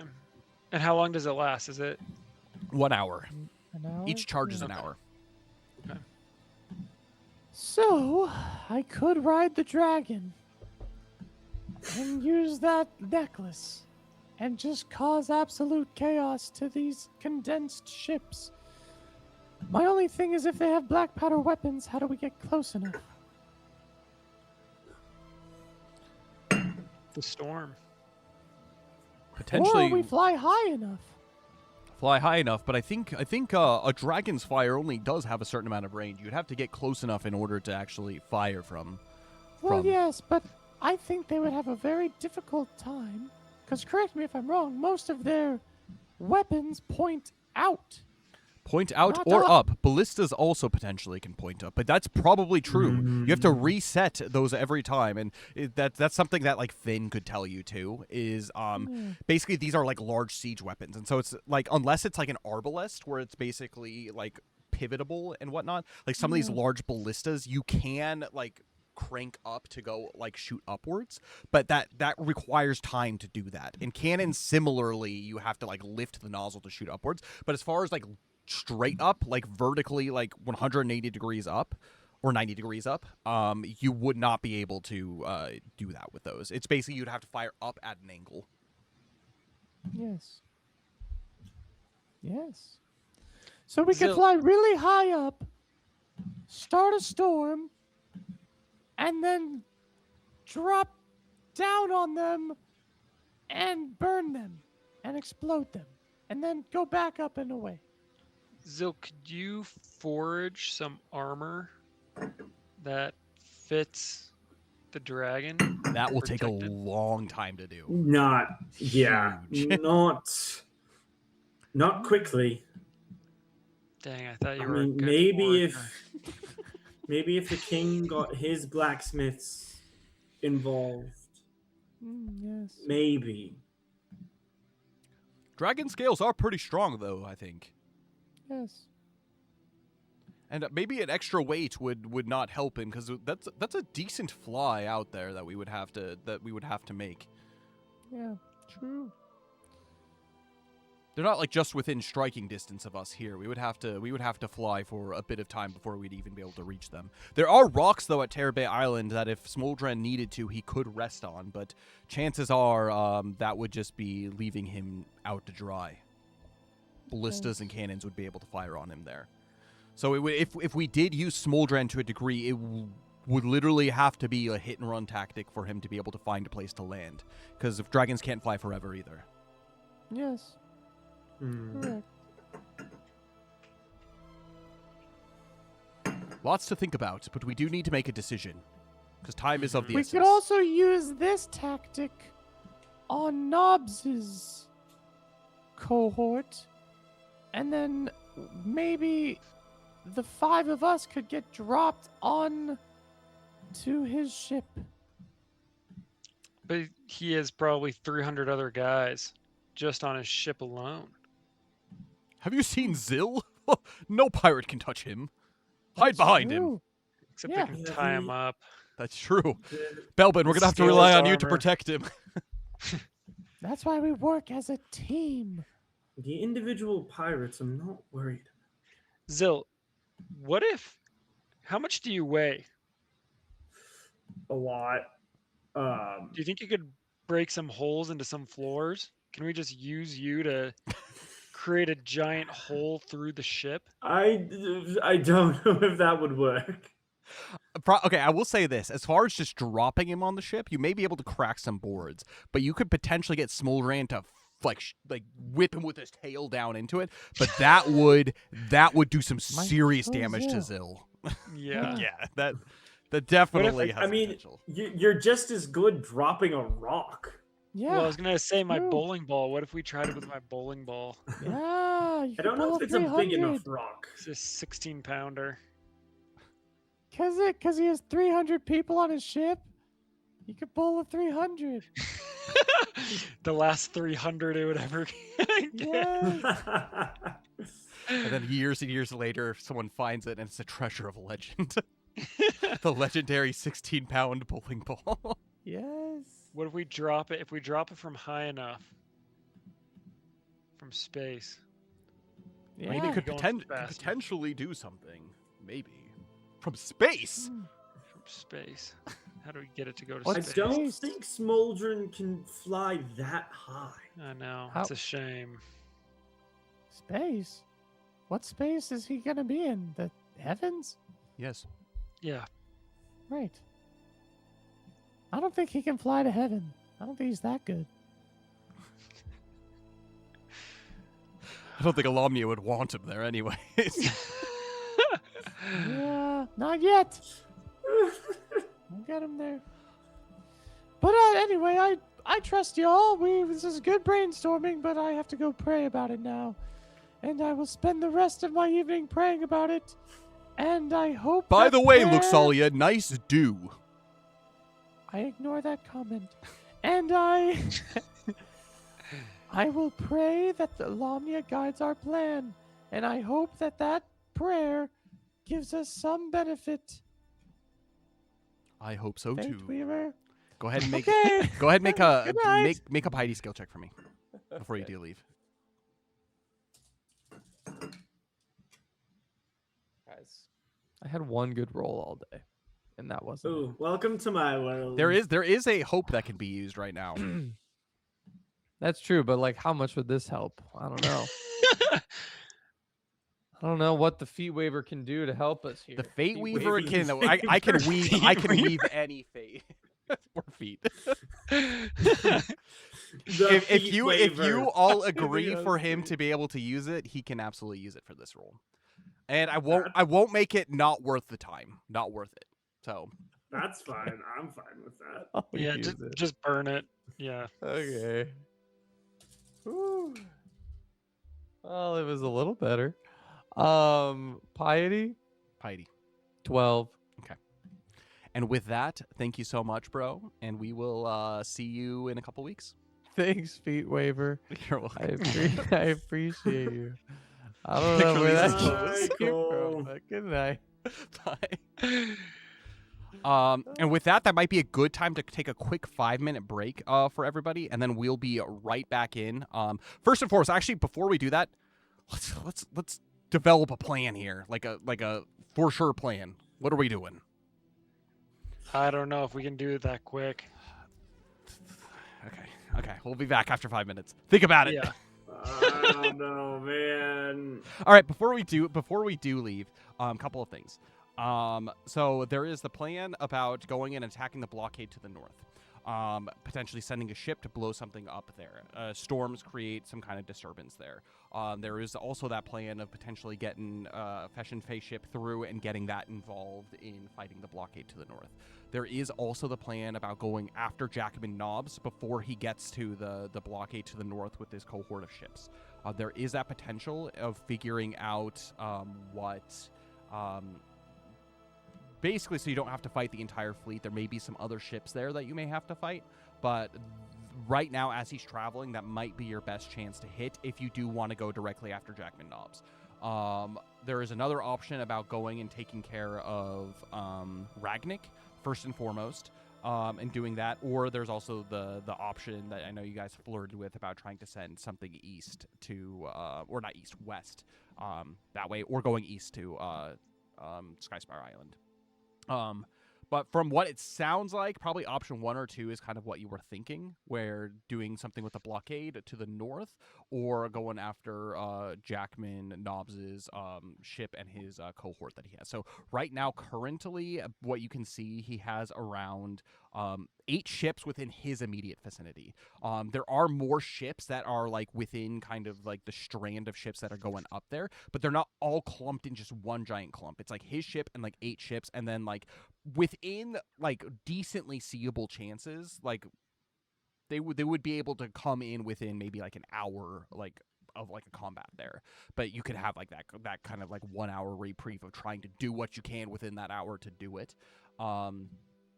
It's up to you guys what you want to do. But and Dane, if you are listening, let us know if Black Jackman with fire.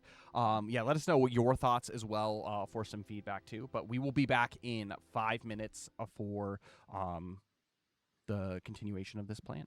And with that, if you guys will go ahead and go on mute, we'll be right back. Oh.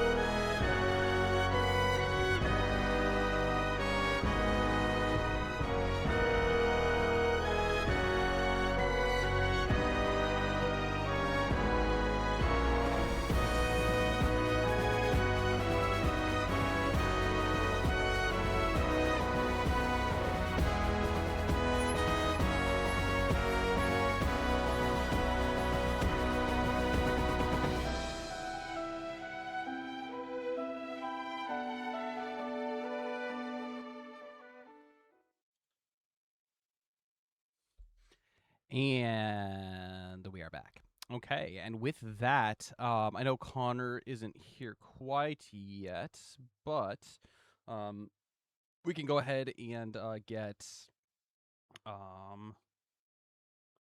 things here going. So Dane's option was the plan to either taking out Ragnik first and using Smoldran to sink most of the ships. As far as that goes, so that's Yuki's contribution to the conversation. What are you guys thinking? Oh, can you guys not hear me? No, I Okay. mine was still muted. I don't know. We have so few ships. Yeah, this is just me thinking out loud, not Zill talking. Mm-hmm. We have so few ships. There's no way we win this fight at sea. Like, we have to get them on land. Mm-hmm. I just don't know how to best do that. That or the isolation method too. So being able to strike while the iron is hot and try to somehow beyond all hope get Jackman Knobs. Because he's that linchpin that is holding this whole alliance together, as you guys had discussed. Yeah. So like if you guys could go after Jackman Knobs and not worry about the blockades, who knows? Contracts might break, and with those contracts broken, there may be aftermath of other pirates trying to go do things, but at least you've got like that linchpin of them holding together, going away. So that is an option. I think Dane's option of going after Ragnik is useful. Specifically because Ragnik could potentially show up, although Ragnik is a ship. So like you would have to be able to like outsail him, and because he's on the other side of an island, and technically Jackman Knobs is in this general direction, Jackman Knobs can call upon a Ragnik ship to do his bidding, obviously, but it's not like he could just teleport. So I'm like weirdly not worried about Ragnik. I don't know why. Okay. Yeah, feel free to keep typing in, Dane, if you have responses. It's like Ragnik's gonna. He feels like a problem for another day because like Knobs is the priority. I don't know this. Oh, totally. Too much. It's too much. Totally. Yeah, which means if you guys do like try to like get people on land, there is, as mentioned, that other idea of a siege too. So if they are like an organized force, they could literally just surround you and just starve you out. Yeah. So it might be best use Smoldran as a distraction at the blockade while we beeline for Knobs. That is definitely a thought. Yeah, try to like keep the eyes off of what's going on. I mean, it's not like they have like communications like you would see in like modern warfare, where it's just like if there is like something that's happening up at the barricade, there would almost always be no way of Jackman Knobs figuring out what's going on there unless he's looking at his map and sees dots disappear. That would be like his ability to see that. Or we just take Smoldran with us to Ragnik or to Knobs. Potentially take out his cohort that way too. Yeah. So it's like his like immediate escort you could use Smoldran to just like destroy, and then you just figure out what's going on with Knobs. Yeah. Take on Knobs, or even like use him to attack Knobs' ship to take out like bigger ships. I mean, it's completely up to you how you want to use Smoldran for that. But did Aldreg ever finish the second cannon? We can figure that out if you guys want to go check on it. Because you guys did have a second cannon that you're installing behind at the back of the ship. Yeah. So like if you were being chased potentially, you could go check that out too. Just quickly walk upstairs and go see if it's there. All right. Aldreg, you do meet with Aldreg. You see him tinkering away inside the captain's quarters as you guys were in the mess hall discussing the plans. You go up there and you mention if it is ready.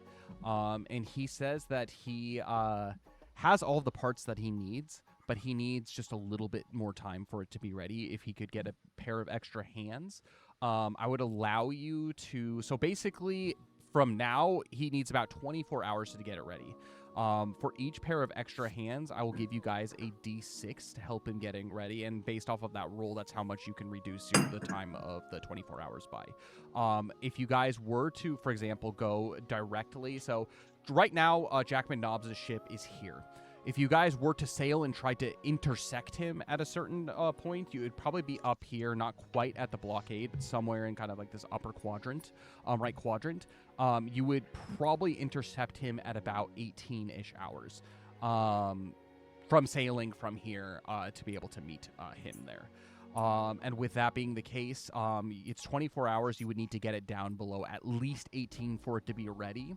And probably give you another 2 hours to set up to get it ready. So basically, you would have to reduce the time for that cannon to be ready by 16. And again, it depends on how many people want to help fix him. So I'll give you a D4 or D6 for every roll. That would be an hour to reduce the time by. We only have one crystal or one thing that can charge, right?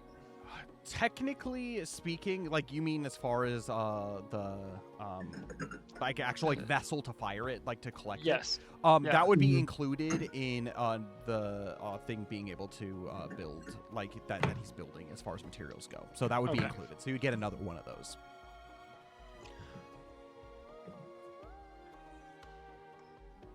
Zill, I'm just spitballing here. What if we change tactics a little bit, and instead of a diversion, what if we set Smoldran onto Jackman Nobbs, fire, have just have all 8 ships around him and his ship go up in flames.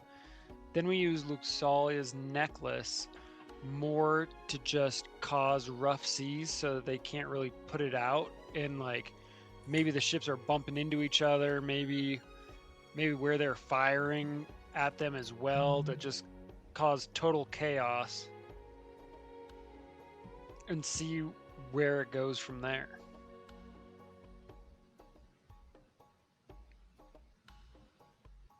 I like the plan of that. If we can make things as difficult as possible within that one small area where Jackman Nobbs is, I think that gives us our best chance to be able to defeat him, whether it's by our sword or by him singing to the depths, because he may be possessed by a demon, but I don't think that gives him the power to breathe underwater. Do we just take the fight to him? I think that's... Hold on, we haven't really explored Ragnik. I know...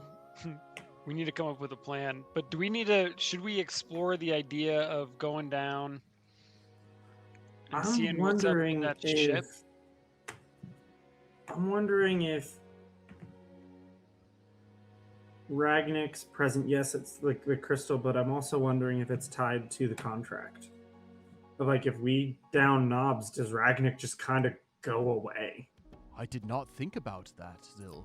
Because there hasn't been rumors of an undead ship until recently. And it is enthralled to Jackman Nobbs, so potentially that could be.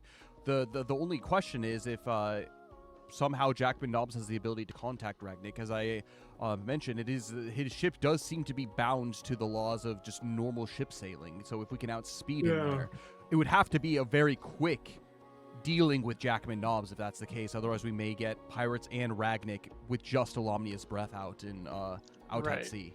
So if it doesn't work out, we're done for basically. However, if it does work out, I think that is the best case for the fewest lives lost possibly, and it may be the quickest and fewest lives lost potentially. It is a chance that high reward, but also lots at stake.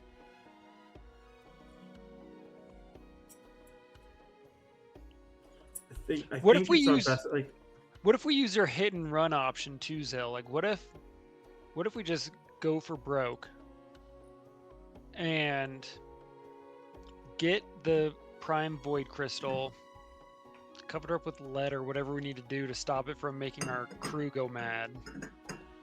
I don't think we bring it with. I think we leave it where it is. I don't want to go near the thing again. But if we fail, then this city is screwed. At least if we fail, we could drop it to the bottom of the ocean or something. I think that will just screw the city just a little bit later. Because if it drops to the ocean, I think Knobs is going to find it. Yeah, but that has got to buy the rest of the world time to potentially Like- stop it. A day, maybe? To get to the bottom of the ocean? It is deep He's waters. got though. undead pirates. That is true. Who have corporal bodies, right? They They can't don't walk need through to walls. breathe. That's true. They don't need to breathe. So then dropping it into lava too, I guess that wouldn't have worked either. I don't think so. I think eventually they would uncover it potentially. And I don't think I don't- think it would destroy the void crystal. It might destroy the vessel that the crystal is in potentially, but it would probably just sit there until something were to get it. I don't think any normal creature would be able to get it outside of lava. If we were to, for example, drop the prime void crystal into the volcano, I think it would be safe from potentially the hands of Jackman Noz, but the issue would be how it would affect Noz Rahim. We've learned from history, dragons are drawn to power, and Smoldran even told us so. Meaning, I don't know if Smoldran would, or Noz Rahim would even have the ability to resist the temptation of going after that crystal. And that's what... Could we get Nazarhim out of the volcano? He seems pretty done for. He's We could so potentially weak. check it.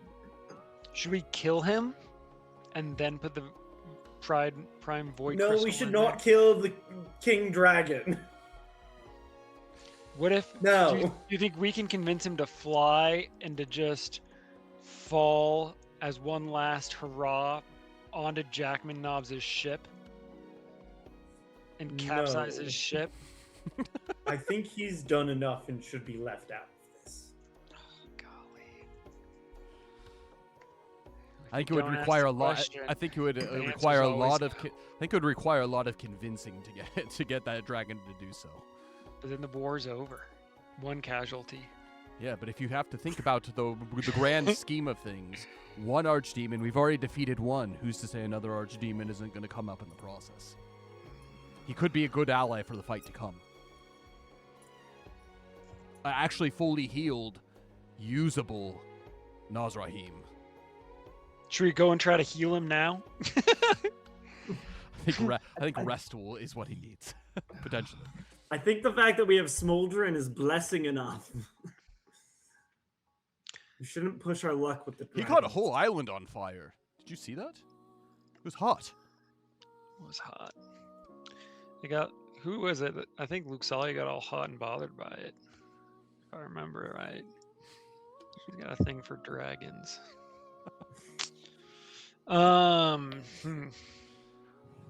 I think our best bet is taking the fight to Knobs.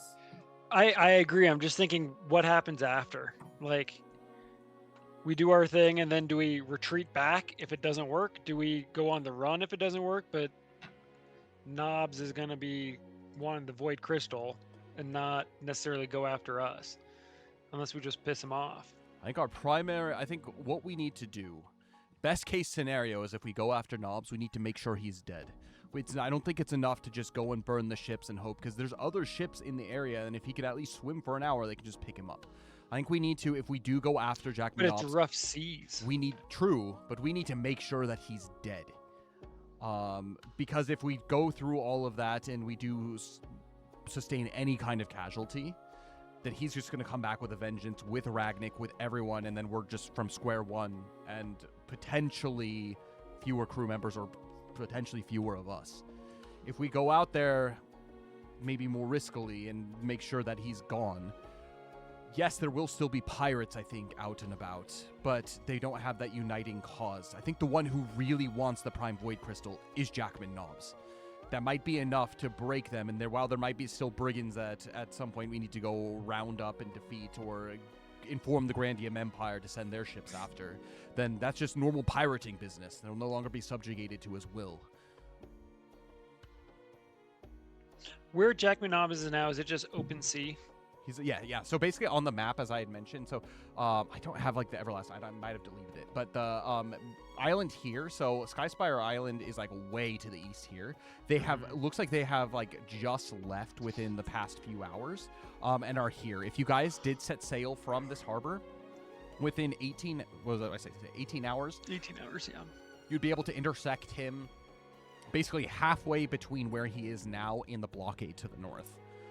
Which would be the most isolated he would be, because he would be joining the blockade of like the 80 plus ships that would be up there if he made it there, essentially. What's Smoldran gonna do after he sets Jackman Nobbs's ships on fire over there? Because would he just fly back to Ishan Island and rest? He would have to. Whatever he wants. That's a far way so to fly for any that, dragon. After that, he's done his job, and I mean, potentially, here's the thing. If it doesn't work, maybe we could tell him to come back to the island, and maybe we burn ships and maybe use him for any aftermath that does come. Because he may still be willing to join into the fight if he does leave unscathed from this. But he does need to rest after flying for so long. So he may have the time to be able to do that and wait for a siege to be able to happen on the city so we can have a dragon to help, at least in that case. how heavy is a dragon? There's one that's like his size, so he's still considered a young dragon. Easily a few thousand pounds. Easily. Like, would he be able to sink a ship by landing on it? Or would he be able to... Yeah, I mean, does he fit on it? Does he fit on a ship? He would fit on a ship. Nazrahim would not. Nazrahim would just maybe like a galleon ship would be like as big as Nazrahim. But most other ships, like he may be able to like land on a galleon ship, but he would do some serious damage by landing on the ship for sure.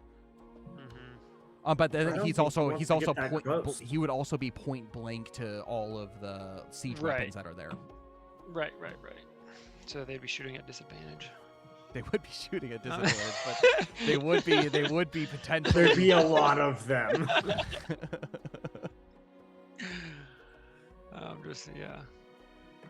I like sacrificing the dragons instead of us.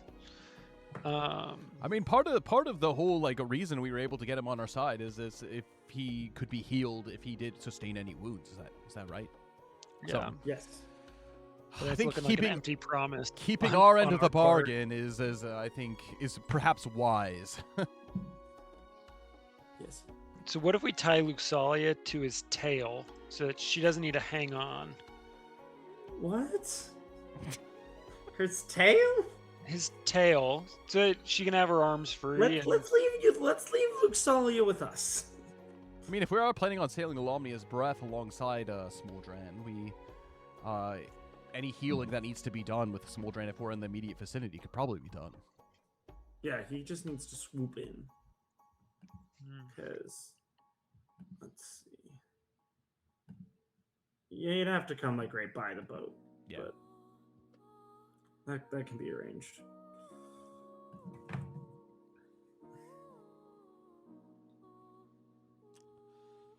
I think it's good Are that we we're set on taking the fight to Knobs? Yeah, and we're forgetting about Ragnik for now, correct. just Correct. to see what happens. Sorry, Yuki, but we'll see what happens. If we have to deal with him later, that's fine. But Jackman Nobbs is currently the biggest threat that we can, and we have a short window to be able to intercept him before he has his entire fleet with him. And as far as we know, he doesn't know we know that. We have to understand that as well. He doesn't know we have a map. Correct. Although he may be able to see that the captain and the map are here. True. On his map. That's true. Well,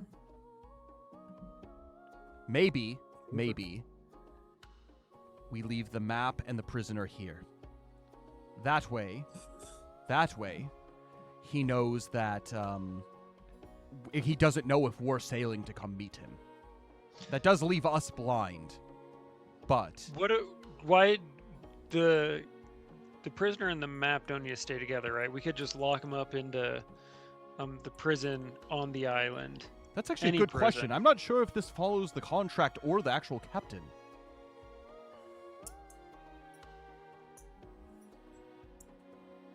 Well, It's worth a try, because even if it doesn't work, we're no worse off. Should we invite Smoldran to go take a quick lap with it and see if with the contract, that is, and see if the dot moves? would he be able to see? How far away would I need to, like, can't I just run up to the town with it? Oh, potentially. Yeah, potentially. Belvin will go for a quick jog, I guess. Okay. You do so. You grab the map and you take it. And you begin to make the ascent up into the city.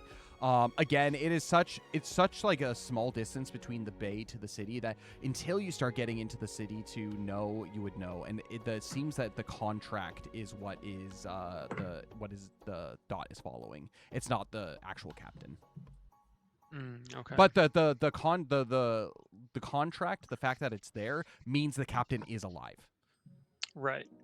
So as far as Jackman Nobbs would know, looking at his map, he would be able to see that the captain is alive, whether or not the map is there or not.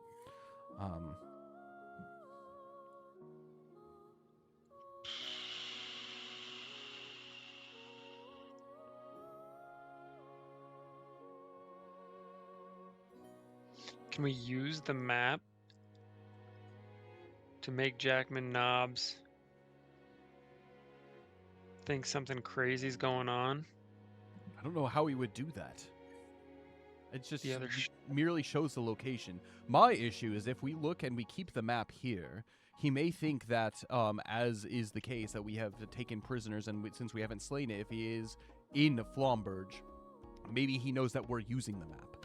If we send maybe the map off somewhere else, he may think that like he has a ship that is being an informant of some kind and not think that anything is wrong. Right now, my biggest worry and my biggest stress with all of this is if he thinks that we know his movements, he may become more unpredictable than what we're seeing. Right. Well, and that's why if we leave the map and we sail to where he is, by the time we get there, we might just completely miss him. Correct. I think we need the map. So I don't know if maybe we can afford the map. Maybe by sailing towards him from this bay, maybe that is our way of potentially, like, we're a spy of some kind, and we have information to be able to give him. Maybe he thinks that this ship is still alive. We haven't stayed in one place for all that long. So if he has been looking at the map and seeing the movements of everything that is going on, potentially he does think that like his captain has come into Flamberge and has gone out and is making their way to him, potentially. Yeah. But I think that's just hoping beyond all hope, because there's no way that we can know what's in the mind of Jackman Nobbs. And if we kill the captain, the map goes blank. Correct. Yeah. And we will not be able to use this. But if we do keep the map, we will be able to track Jackman Nobbs exactly, and we won't have to worry about missing him. I think there's pros and cons to any of these plans here, but I think there's a lot of chance that is still left up to it. But the longer we do wait, I think our window of opportunity is closing slowly. Not slowly, quickly. I think we should just get Smoldran up to speed and go. Do we need to wait or help what's his face finish the Glyphex cannon? I mean, he's working on the ship. I know, but it won't be finished in time unless we have some D6 help. Like each set of hands that he has, we could possibly get the second one up and going before we have to.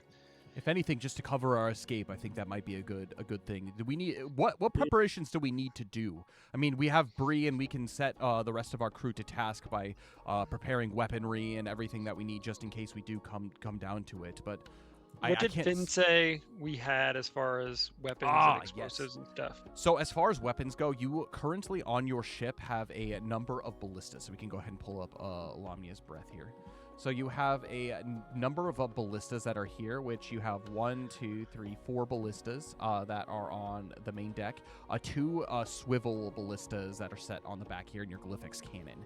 And so the Glyphix cannon you can put on the back of the ship. Technically, you could put it wherever you want on the ship. But you have a few siege weapon options, but this is definitely a ship that's meant for fast sailing. And like those cannons are used more of like preservation if you're going up against like fully stocked pirate ships. So they'll help you, but definitely a Glyphix cannon shot would be able to very much limit the ability for someone to chase you if you're able to hit with it. We saw literally it blow people up in the harbor down at Takai Town. So Takai Town. So Zil, do you want to go talk to Smoldran? Maybe Yuki and I. And maybe I can fly up and go. Thorin. Maybe I can fly up and go track Smoldran down. He is a little bit of ways, but I think dragons have pretty keen sight. Maybe I take like a torch and be able to wave it to flag him down towards our direction. Okay, then maybe Thordain and I can help with the cannon. What about Zil? Do you think Zil can help that too? Well, I thought I thought that you might want to go talk to the dragon because he likes you.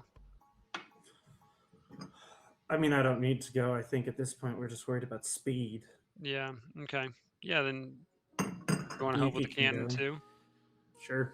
And with that, you make your way doing your stuff. Luxalia, she's going to focus on her prayer, so she's not going to help with the cannon either. But Yuki is able to flag down Smoldran, and probably within the next 20 minutes, this large dragon comes flying in and sits to essentially roost on basically the shore right over your ship, and you fill him in on the details. I'm gonna have Yuki. If you can go ahead and make a charm or influence skill check, depending on how you want to do this, Max. I think she has a better charm stat, but go ahead and make a skill check to make sure that he is still on board with that. 14 total. Yes. And are you using charm or influence? Charm. Okay. The conversation goes well, and Smoldran seems almost relieved to hear that like he's going in after fewer ballistas and fewer cannon shots, and so he is completely on board with this. He will fly. He's going to fly up much higher than you are in order to track movements, and he will come back down to let you know if there is anything that you need to know during this time. But the travel there is pretty much all set. Everyone that's left on your ship takes aim, and Thordain last minute goes and informs King Farrand specifically about your job, and he's going to, like, since you guys are literally parked right next door, and then get back on board to be able to go. I'm going to have roll d6s. So we're going to have a d6 rolled for Zil. I'm going to have you roll one also because it's just a straight d6 for Thordain as well. And then go ahead, Belvin, and you go ahead and roll a d6. 1. Okay. Both rolled the 2. Okay, so 4. That's 5. 5. Cannon's still not going to be ready. I don't know why Yuki wouldn't be able to help. She's like on the ship. She's on the ship, so. Can we roll a Kalik into this? A Kalik is on the island. He is island. Oh, right. Okay, Yuki. Okay. Big money. Come on, Yuki. Be worth 4. 4. Okay. Yeah, that's gonna be enough for you guys to finish the cannon off before to get it all set and ready to go. What time is it right now? It is, so this is all happening during the night. So it was just evening by the time you guys started having this conversation. And so by the time you're ready to set sail, which would be like another, like, we'll say an hour that you guys have this conversation, another 20 minutes for Smoldran to come, give yourself that time to be able to have Thordain inform everything. You guys would probably begin to set sail around 2 a.m.-ish. Okay, so we would be running into Jackman Knobs, assuming he doesn't come You're off faster track. than we think. Right. that it would be at like 8 p.m. would that be nighttime or is it summer hours? No, so you guys are actually going into winter, so it's definitely nighttime by that time. Okay, good. I think we want to be going in at night. Okay. The trip there. So you begin to depart and you begin to leave, and the crew is quiet. It most certainly is the calm before the storm. It seems that if the wind is completely at your backs at this point, and it is very much a tense situation, to say it to put it lightly. Even Bree, who seemed ready to go to die, she still seems nervous. And there's kind of like this eerie stillness amongst the crew. What are you all feeling in this moment? So you're spending this time helping Aldreg Montplair put this Glyph Kin together. He's given all of the information that you need. Kokoro's jumping in and helping however she can. But what's the general demeanor amongst all of you going into this? I don't know, like words, like what words it would be thinking, but definitely like a demeanor of. Mm-hmm. Yeah, we don't need to Okay, replay then, but your kind of thoughts. I messed up the last thing. Like I gotta get this one right. Mm-hmm. For sure. Yeah. I'd say Belbin is like he's been on many missions where you're outnumbered and outgunned, and you need a little bit of luck on your side. So I think Belbin is going over all the small details, trying to think of all the different angles, all the different advantages we have, how we can use them to the max, minimize any disadvantages, all strategy, but like no words, like completely in his own mind. Dane, if you are there and you have just some quick thoughts on what's going through Yuki's mind, you can go ahead and type those into chat. But with Thordane specifically, Thordane seems duty-focused. Ultimately, you can tell that he is... I mean, he's more long-lived than all of you, and so he very much seems like the kind of person where it's just like living out in the wild, like every day could be your last, but there is a little bit more of kind of like a stillness to him, which makes him actually seem more intimidating, imposing than he would normally be in a situation like this. The rest of the crew very much does so too. There's like they said, this quiet amongst the ship, and Remy is cooking up the best meals that she possibly can for the rest of the day before you do get there, and so to try to keep the crew in good spirits. But with the small crew that you have, it feels kind of eerie and in a way just like lonely as you sail forward towards your potentially inevitable demise, or at least the conclusion of whatever this adventure is, whether you guys live or not. And there's definitely this feeling in the air of this could be the last. You continue to set sail, and the morning does come. It is a clear morning. There is a very gentle breeze, and similar to what Luxalia was experiencing the night before, it really does show the beauty of Alumnia. You've sailed plenty of beautiful days out on the sea before, but you just feel like a little bit of extra something. The warmth of the sun seems to warm you in kind of the biting cold of the winter as the winter continues to close in. And you see nothing necessarily in the distance yet as you continue to sail. And as you continue to keep checking the map, everything does seem to be sailing according to plan. It doesn't seem Jack McNobbs has reacted in any way off course of moving to the north, which is good. What are you guys doing during this day? Again, you're taking time to help with the completion, but that doesn't mean you're spending all of your time with the completion of this Glyph cannon. Is there anything that you guys are doing last minute to be able to prepare yourselves for this fight to come? Whether it's like you guys can go through your inventories, prepare into your adventurers pouches what you need to prepare, make sure you're all set that way. Additionally, making sure like maintenance on your gear and everything is good as well. You guys have a full, basically, haven rest there, so you guys should be set that way. But it's completely up to you based off of what you want to do in this moment. Yeah, I think Belvin's definitely going over all of his stuff. Mm-hmm. The ins and the outs. Is there any NPCs you want to talk to? Because I will say this, there is the potential of this is the last time that you'll be able to talk to any of these NPCs, potentially. I would say Belbin would probably try to hit up Bree again just to see what her past is, maybe get to know her. Okay. Just a hair before she dies. And Zill, is there anyone specifically you want to talk to? No. Okay. Zill's still like out of whack from the crystal. Mm-hmm. He's just going to the forge, just like, I know this. I know I can do this well. Mm-hmm. I just need this. And he wants to start work on a new Damascus hand axe. Okay. Perfect. Did Zill need more time to recover or anything? No, Like, because did you say you're going to the ship? Okay.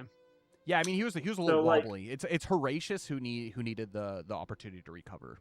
So okay, he's in the hospital. Stats wise, Zill is fine. Mm-hmm. Okay. Mentally, not so much.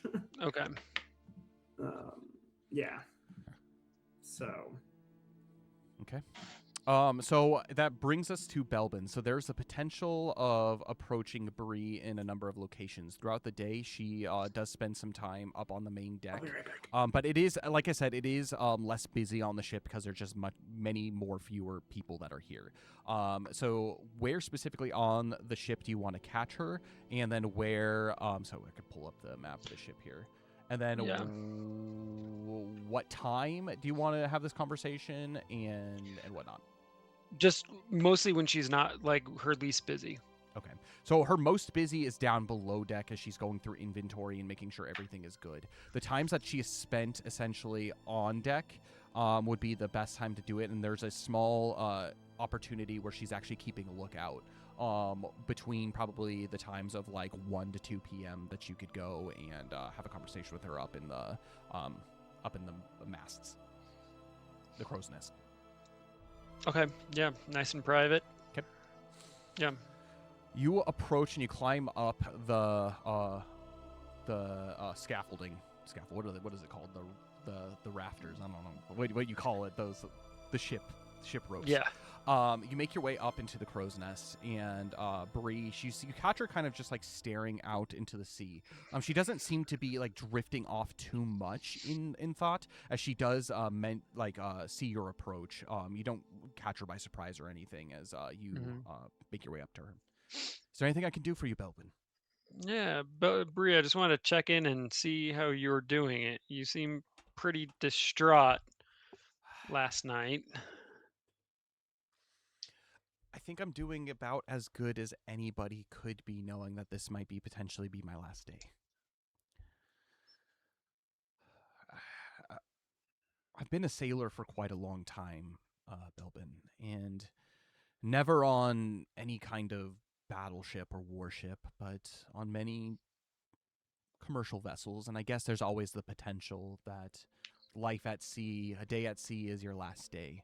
But looming war is something that I've never really experienced. I mean, we've experienced our fair share of near death, from Azale Doom, from potential pirate, ghost pirates and Folden Rock and whatnot.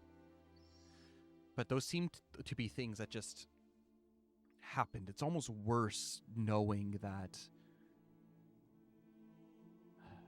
we're sailing towards our death, potentially.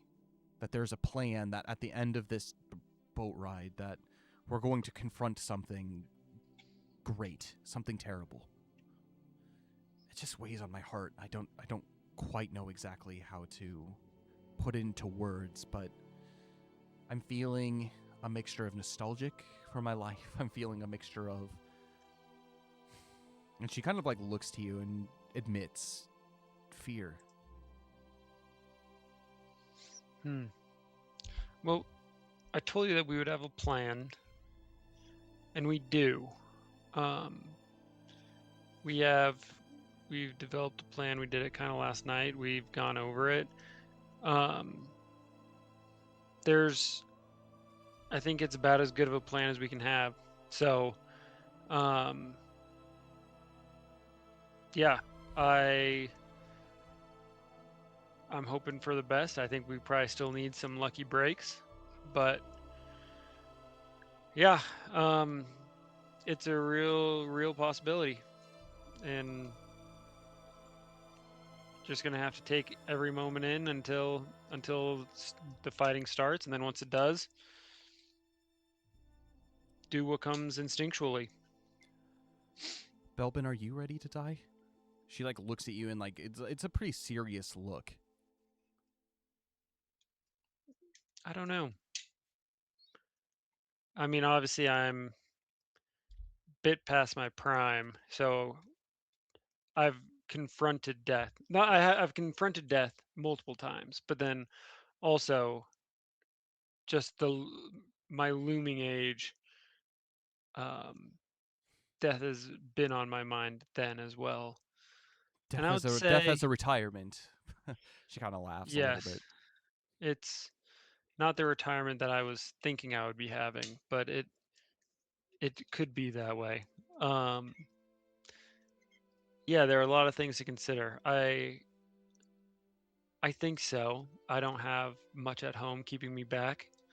I feel like I've I've given this my all, and I've bowled a 300, so I can die happy now.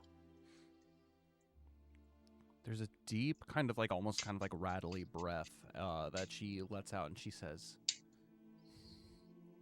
"I think that's a very honest answer."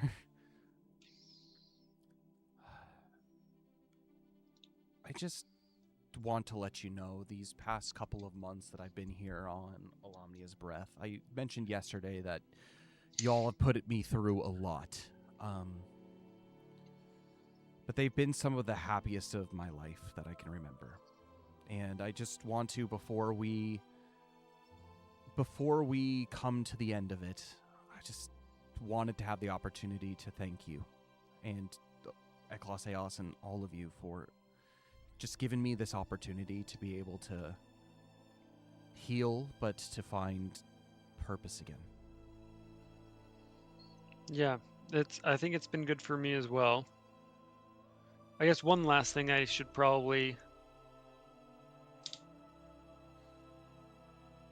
get it off my chest is the wrong word, but if there's one thing that I would like to have before possibly dying, what are your thoughts on Sariel? Like between you and Sariel, or just Sariel in general? As a lookout.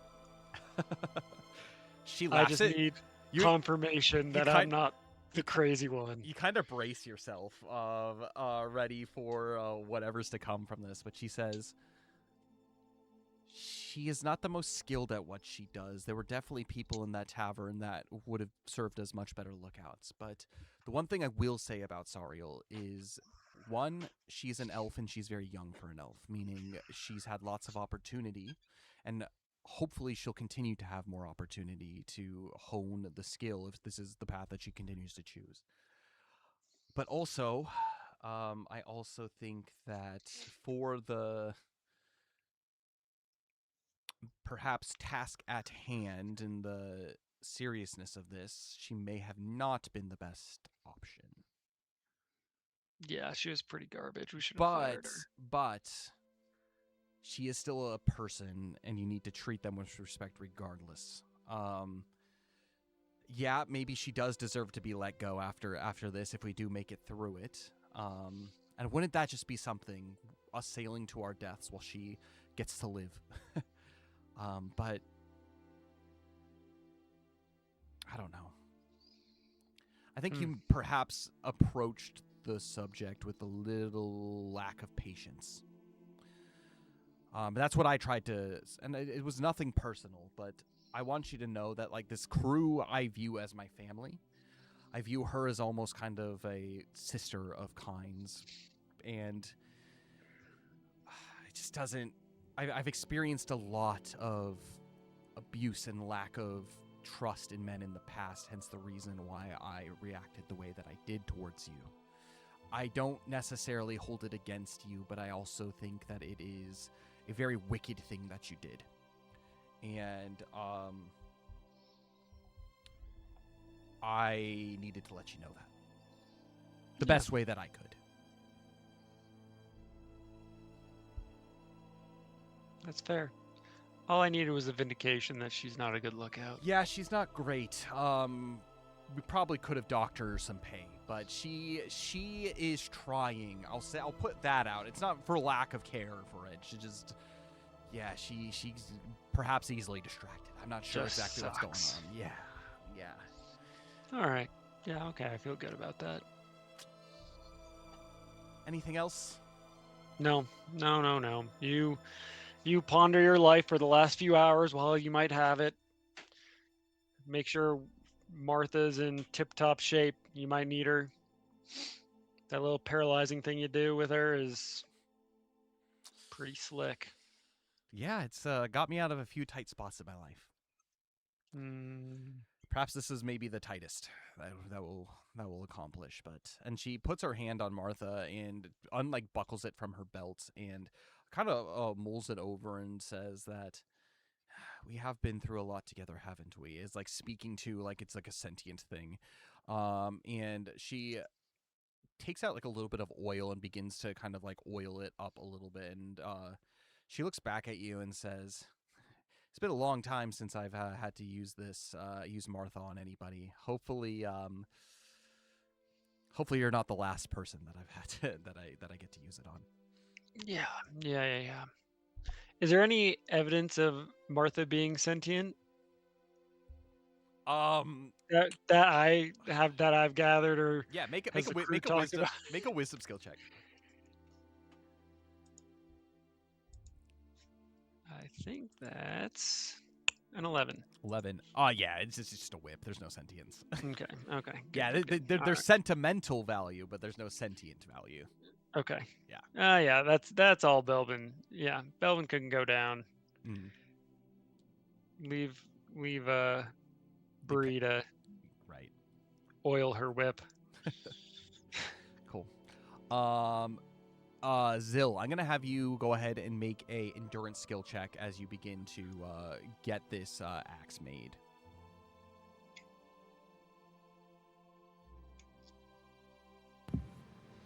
Seven. You are in the process of reforging this axe. It is not an absolute failure, but you're going to need another session of it in order to get it completed. So, with that being the case, the evening begins to hit, and the sun sets before the battle falls. You're about an hour and a half out from your potential collision with Jackman Nobbs and his ship. You see Smoldran up in the air, and he seems to just be kind of like gliding on the breeze. Not flying as fast as he possibly could have, trying to potentially conserve some energy. But he has hidden himself as best as he can in the clouds, and especially as it becomes to get dark, it's almost near impossible to see him unless you knew that he was there. The question is, do you plan on sneaking in on...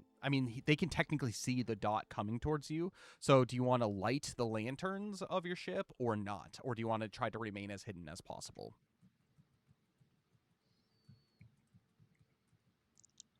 I think that we want to remain hidden. Okay. Still, Yeah. So even though they have the hat. Yeah, they'll see the dot, Yeah. but they won't be able to see your approach, like your exact Yeah. location. Okay, Yeah. perfect. And also, they won't be able to see it's not their ship. Right, exactly. And so, with that being the case, you all go down for your potential final meal.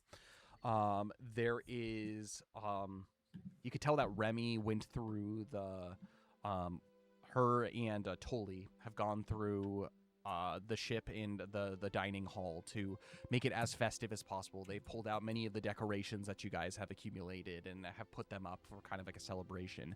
They have all kinds of selection. They have an entire almost like seafood buffet that is there, in addition to a very, very lovely piece of, or not piece, but like a platter of meats. Not dried meats. These are fresh meats that they have picked up from Flamberge. with some of the best steak you could potentially taste, at least inside the sea, outside of a farming area. They have these out. They have all kinds of potato wedges and vegetables and fruits. Everything is like as fresh as possible, like the most recent pickup, and it is there for you all to eat and enjoy. The atmosphere is light, but again, there is a little bit of sorrow to this, and this is around 5 p.m. Between 5 p.m. to like 6-ish. The finest wines have been broken out for you to have. Sure, not to drink too much of it, but they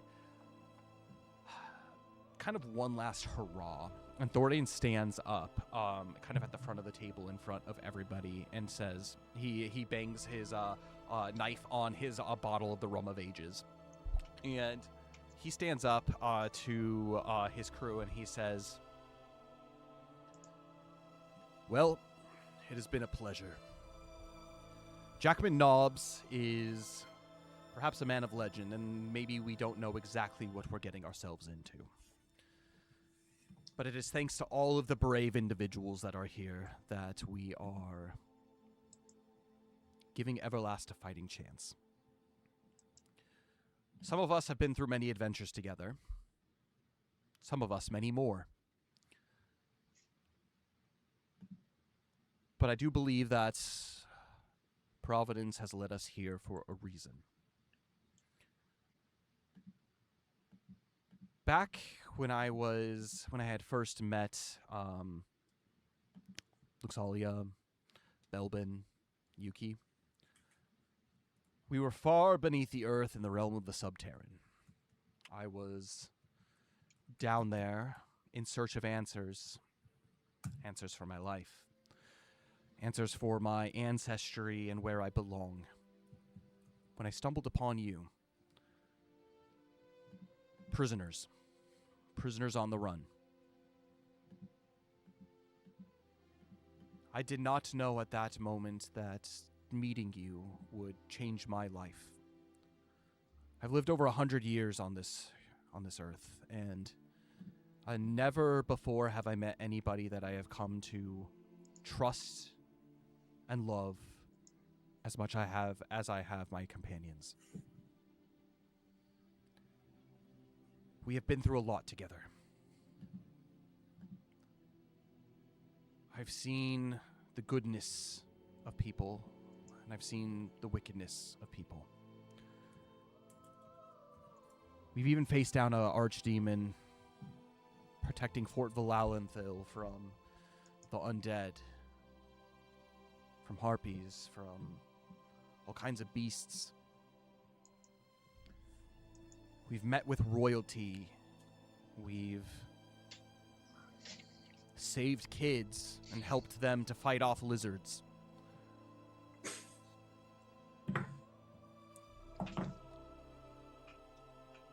We went on vacation. That was interrupted. And we met all of you. The rest of you. You've all pulled your weight. You have made your captain proud in these past few months as we have done some very important tasks. It is true. Lalathi is out there somewhere. And whether we face Jackman Nobbs today and Lalathi the next, I want you to know that it's okay to be afraid.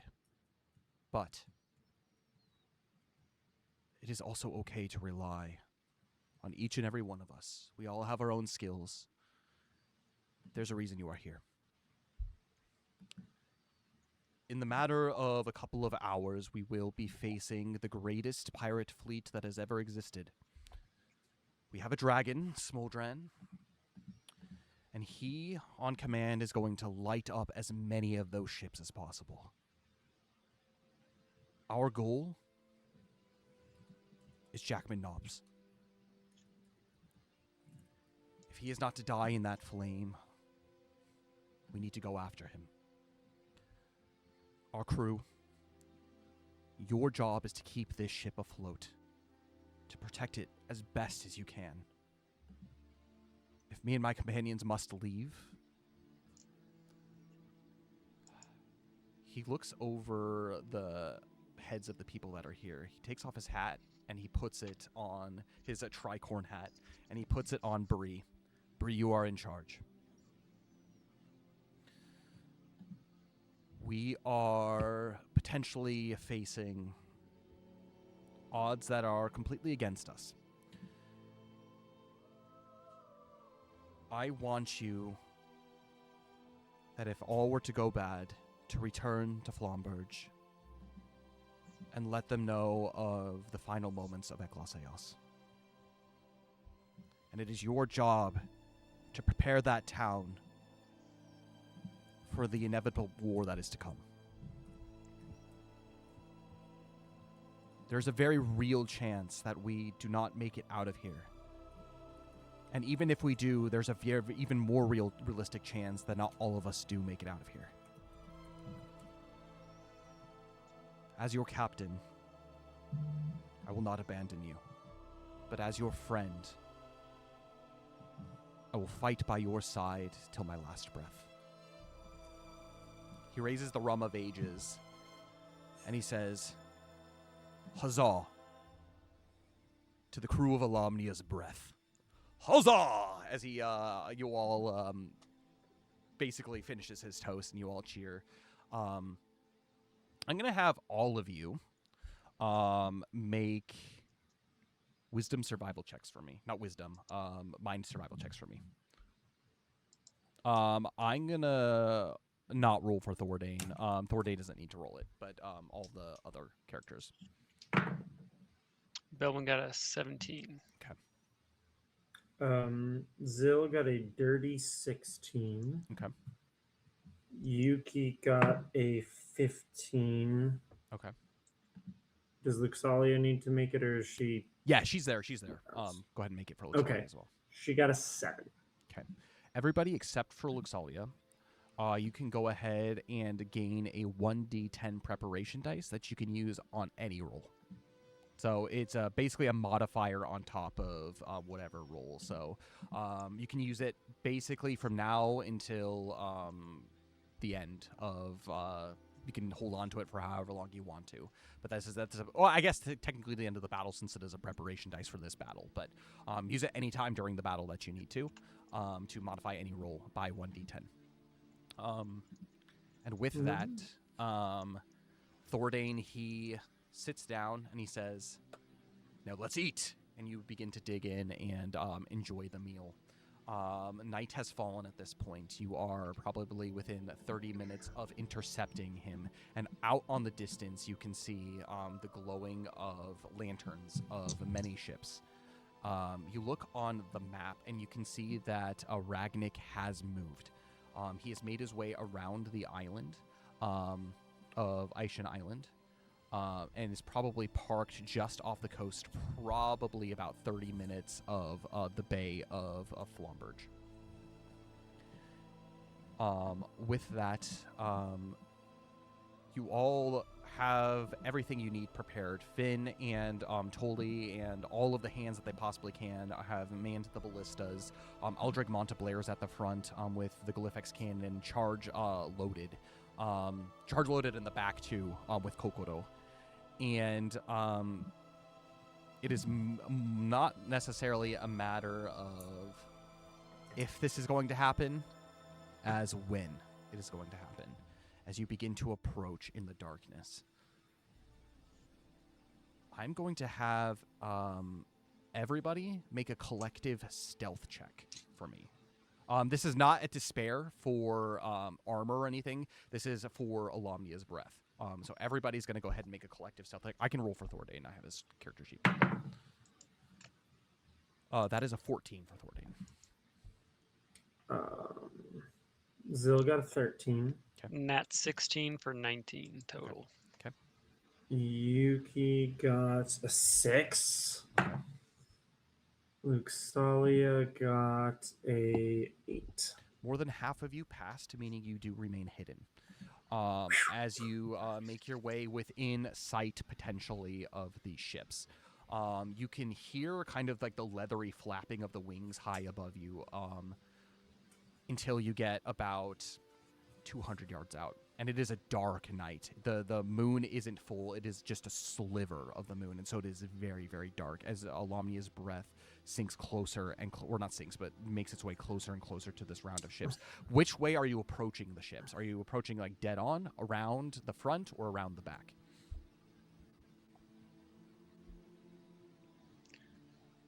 I don't think we'd want to be on the side of the ship because that'd be probably where there's a lot of cannons. So probably the front or the back.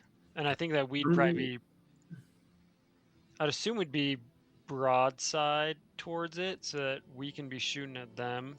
With the Glyphics cannon? Yeah. And just probably our other, around the back.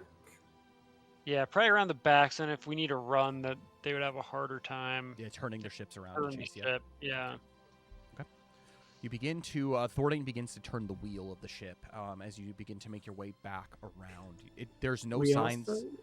There is no sign that you have been spotted at this point. No bells, no change of course, or anything like that. And Yuki has in her hand what looks to be a flag.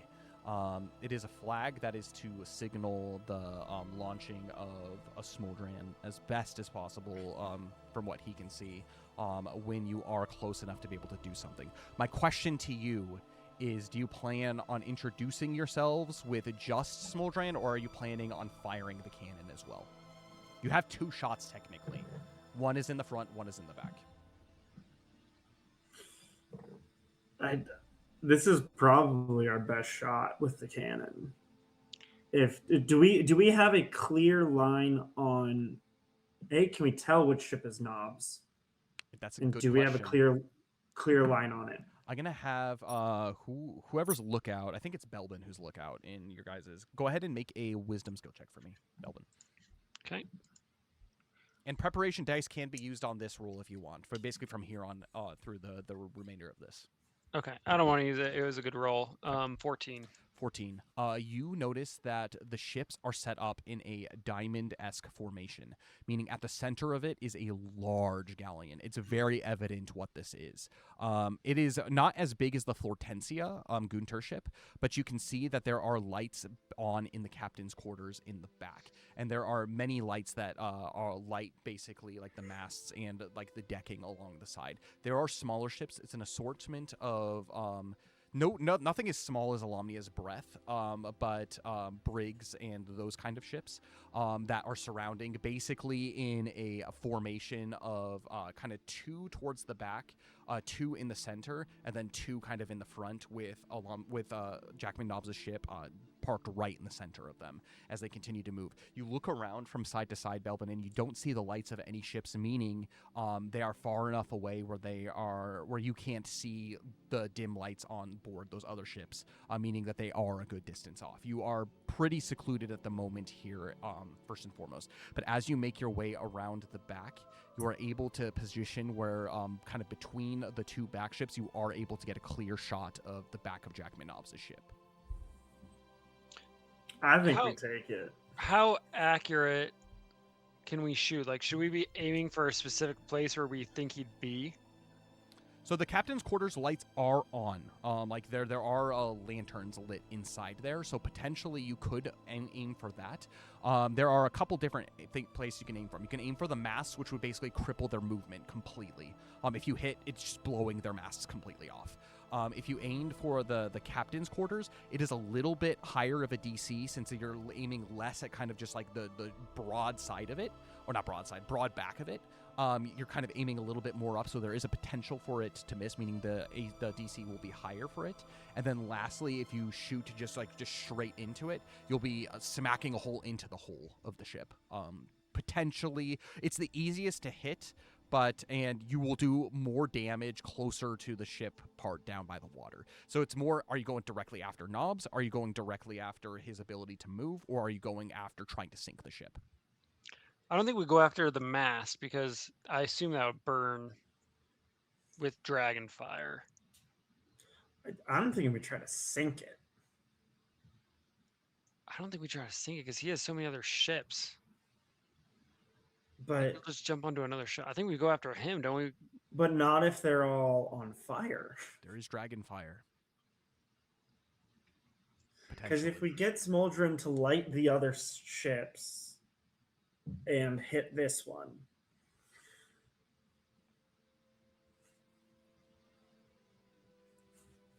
I mean, if all the other ships are on fire, he won't be able to move easily anyway. Plus, we can start the storm. if we miss the captain's quarters, do we still kind of like? No, you I will. guess You will, it ma- you will depends on miss what the. we You will roll. miss the ship completely. I will say that. If you miss the captain's quarters, you will miss the Okay. ship completely. We're I not don't gonna think we should risk that. we're not gonna miss though if we have a D10 and a blessing. Well, so We- Aldrag Monteblair is the one who's firing it. Okay. Meaning it is basically based off of ship stats of what you're going to be doing. So if we look at your ship, currently you have your ballistas. I don't have the Glyphix cannon listed here. So the Glyphix cannon has a +7 to hit against the AC. And the damage that it does is... I have to go back to my... Yes, it does. Yes. It does yes damage. Okay, so the damage that it does siege damage, but also secondary electric damage. So the siege damage that it does, meaning that's like the force, the brute force that blows the ship through. The siege damage that it does is 10d or 10d10 damage, impact damage, and then it does another 10d10 of electric damage, which is halved at basically the ship, but it will hit whoever's in the blast radius of electric damage, essentially. Yeah, I think we try and sink it. And the galleon has 800 HP. Yeah, but the siege damage ignores any damage resistance, so it's just pure damage, whatever gets rolled. So 10d10 of that. And Plus an additional 10, Right. like potentially up to 50 damage for electric damage. But that would be enough to start potentially sinking it. would the DVs that are listed on the ship types, do we have any say over, like, if they armored their ship, does that cause the DV to raise? That does cause a DV to be increased, yes. Okay, so just because it's listed at 12 doesn't mean it's necessarily 12. That's like a minimum. Correct. Okay. Yeah, we can go broad, or we can go for the whole. I think I'm fine with Okay. that then. Because if we can't use the D10, the D10 dice, then it's probably safer just to do the damage and probably start some fires on there too. Yeah, that's kind of what I'm thinking. Are you ready? And should we basically tell Smoldrin to go fire the cannon so it's all kind of happening at once? And I think, hold on, before we do this, we probably would have already have talked about this, but what all does Luxalia's necklace, does it cause rain? It does. It's a complete storm, so it's the whole shtick, like the like churning waters, the lightning strikes. It does a rain as well. The clouds start to go crazy. You get wind. You get all that kind of stuff that happens with it. Mm-hmm. Is there any worry of the rain putting out the dragon fire? No, I mean, like, the rain did help, if you guys remember back on Terrabag Island, like, a little bit. It, like, made it, like, more bearable to kind of, like, walk through, but it wasn't until Smoldrin actually, like, used his wings that actually put the fire out that made the fire go out. So, Great. you guys you tried that before, and the dragon fire kept burning. Maybe not quite as blazing as it was, but it kept burning. So I think we just kind of try to make all this happen at once as best as possible. Yes, I think I agree. That we probably start letting ships on fire, then we do a shot that's going to disorient them, and then we do the necklace kind of all at once. But if anything, we get the fires going. And yeah. So are we queuing Smoldrin? I think so.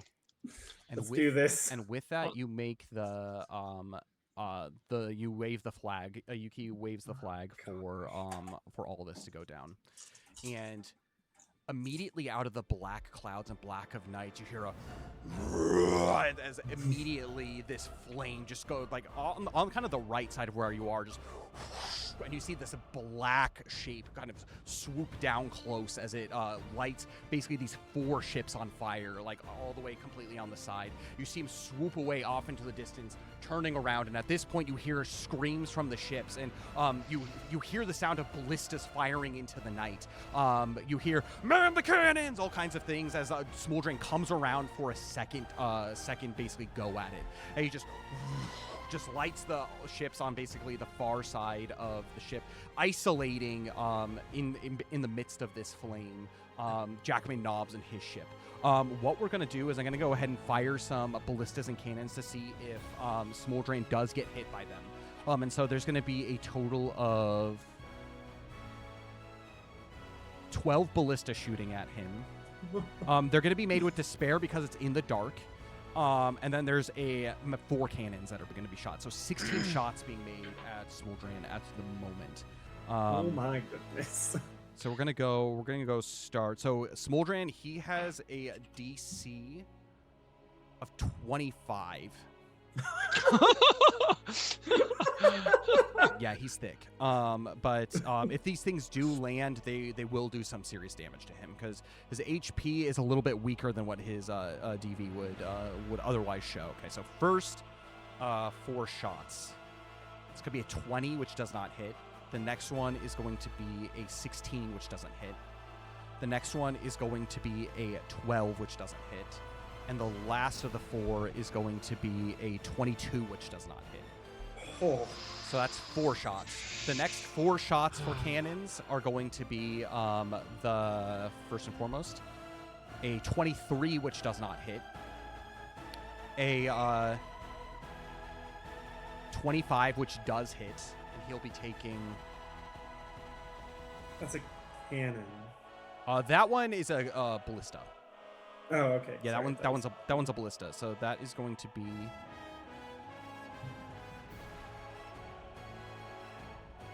27 points of impact damage. And so you see as one of the ballistas fires and it shoots right into the side of him, and you hear as he gets shot. So that's that's number 6 that shot. The next one is going to be a 14, which does not hit. The next one's going to be a 15, which does not hit. And the last of that, that was 8. That was 8. Okay, 8. So the next 8, or next 4, is going to be a... So again, these are all ballistas again, too. That's going to be a 23, which does not hit. A 22, which does not hit. Is there a despair? A 14. Yeah, these are despair. A 14. These are intense. Yeah, A these are 14, intense. which does not hit.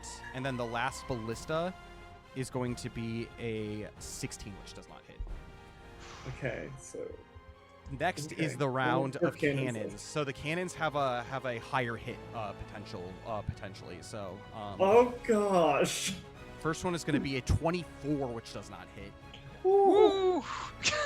The next one is going to be a 17, which does not hit. The Okay. third one is going to be a 24, which does not hit. Oh. And the last one is going to be a 20, which does not hit. So one ballista Oh bolt my lands goodness. on in the dark. 1 out of 16. I'm going to Wow. tell you that more than half of those would have hit if it wasn't during nighttime.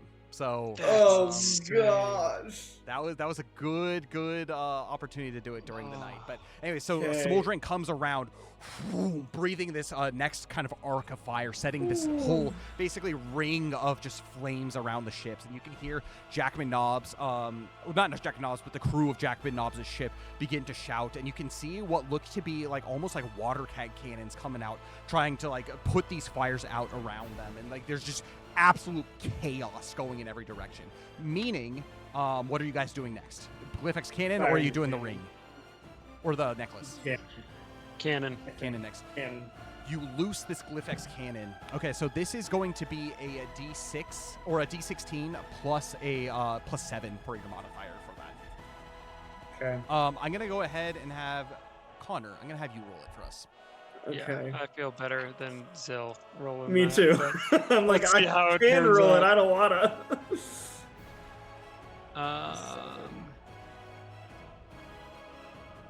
I rolled an 8 plus 7, 15.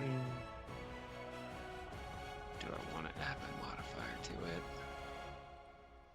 Can I So add again, my modifier to it? it is a 12 to just hit, just basically like as a galleon. So as Okay. far as you know, that's enough to hit. Plus an Yeah. additional 3 is 15.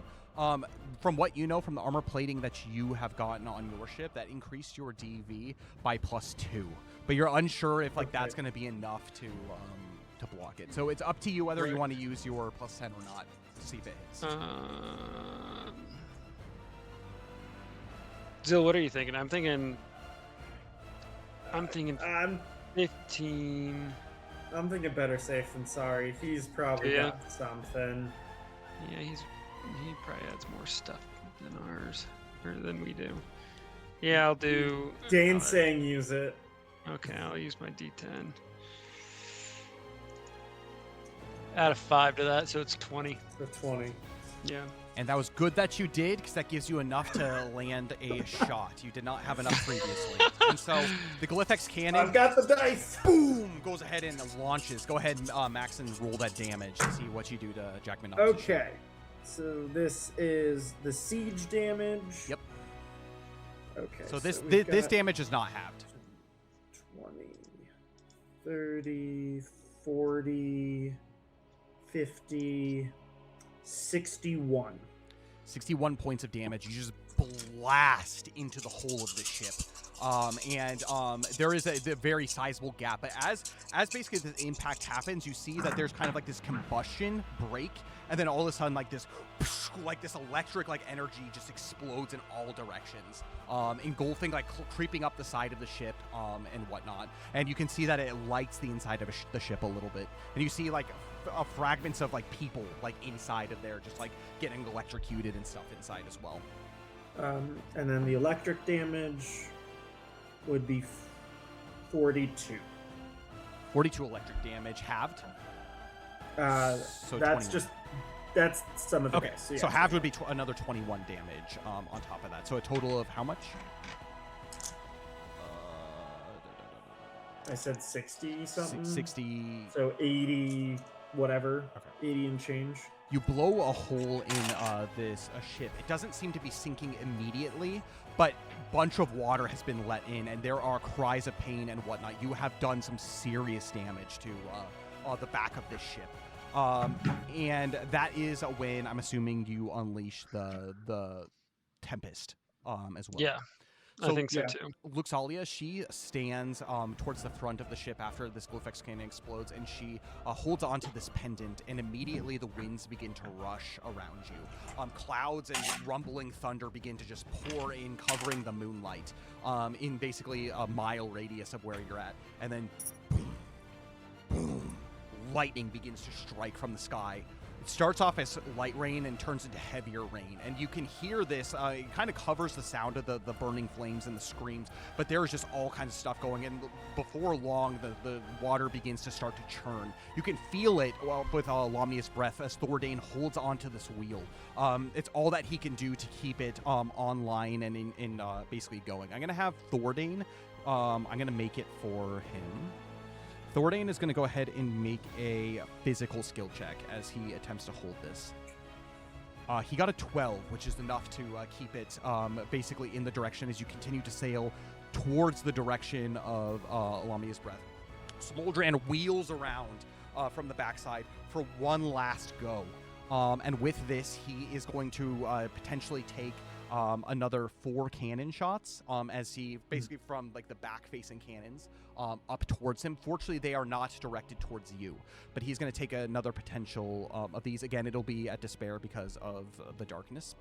So the first shot, let me go back to my DM notes here. Goodness. First shot is going to be a 22, which misses. Right. Second shot is going to be a 17, which misses. Good. Excellent. Third shot is a 19, which misses. Good. And the fourth shot is a 27, which hits. Oh, despair! And this cannon just goes, vroom, and you can hear the impact as he's coming in towards to breathe fire. It impacts his chest, just as he dodges the first one, flies up over the second one. The third one goes over his head as he dips down, but as he does so, this fourth cannon just shoots right into his chest, and you hear and you actually hear this audible crack and the scream of Nazrahim as he just lets out this blaze of flame. He takes 62 points of impact damage, or siege damage, as he goes crashing down into the water, and you can just see this the waves. It's probably not enough to just completely kill him, but they have a successfully incapacitated Smoldrain as he goes down into the water out in front of the ships. You can hear splashing and whatnot, but that is where we leave Eclaas Eeas, and that is where we're going to finish our stream for today. Oh my goodness. Kyle, was that max damage for the cannon? It was that a nat 6 or? It was as far as to hit, no, it wasn't. Yeah. Max. No. Oh, okay. The cannons have like a plus 12-ish modifier on them. Oh my God. And so they can hit pretty hard. So I just got pretty lucky. As far as that goes, so. Yeah. Wow. With that, let's hear thoughts on today's session. Well, one quick question. Yes. Did any of the lightning recharge our cannon? Yeah, we'll say that it recharges, but you need to basically take the charge out and take it back. So during the next stream, you're gonna need to take out basically the charge and put it back into the charging mechanism that's in the captain's quarters, essentially. Gotcha. Before you can charge it, because you have an hour of storm for that to actually recharge it. Cool. So. Yeah. Okay. Thoughts? Do you want to start, Connor, or? It doesn't matter to me. I can go first or second. I'm collecting my thoughts. Go ahead. Okay. Yeah. I mean, I feel like we've been in this position before where I don't know if there's a right answer to be found. I don't know if going head on with Jackman Nobbs is the right thing, or if we should have tried to distract him, or even go after Ragnik. At first I was thinking Ragnik would be a good option, but I don't know, that might just be kind of like a stall tactic. But yeah, there's so many options that even just running doesn't necessarily seem like a bad option, but this will be a last stand of sorts. Bree, I wasn't really expecting anything to happen with Bree this time around, so that was kind of out of the blue and just kind of a chance that took to see kind of what her thoughts are. Still, her backstory is a little bit more interesting than I thought it would be. Yeah. And don't really know enough about it, but that's fine. She can keep her secrets. She's a man hater, but that's all right. But yeah, no, I thought it was interesting. I think it's tense. All the planning is tense. It's fun to kind of throw out an idea and then have everyone kind of chime in and be like, oh, well, that's a good idea. Or no, that's not a good idea because of this, or, all that. It's just kind of fun to try to think through all the different scenarios. Mm-hmm. Even just Jackman Nobbs being able to see that he has one of his ships in our harbor. That was an interesting twist that it never even occurred to me. So it'll be interesting to see how that plays out. It'll be interesting to see how a lot of this plays out, because we don't even know, we said in the stream, he's kind of a mythical man. The clout that surrounds him makes him seem like a god. Larger than life, that's for sure. Yes. Yeah. So it'll be interesting to see how our tactics work, if they work. If they don't work, I mean, it feels like everyone is just kind of screwed. So, yeah, I don't know. It was interesting. It was tense.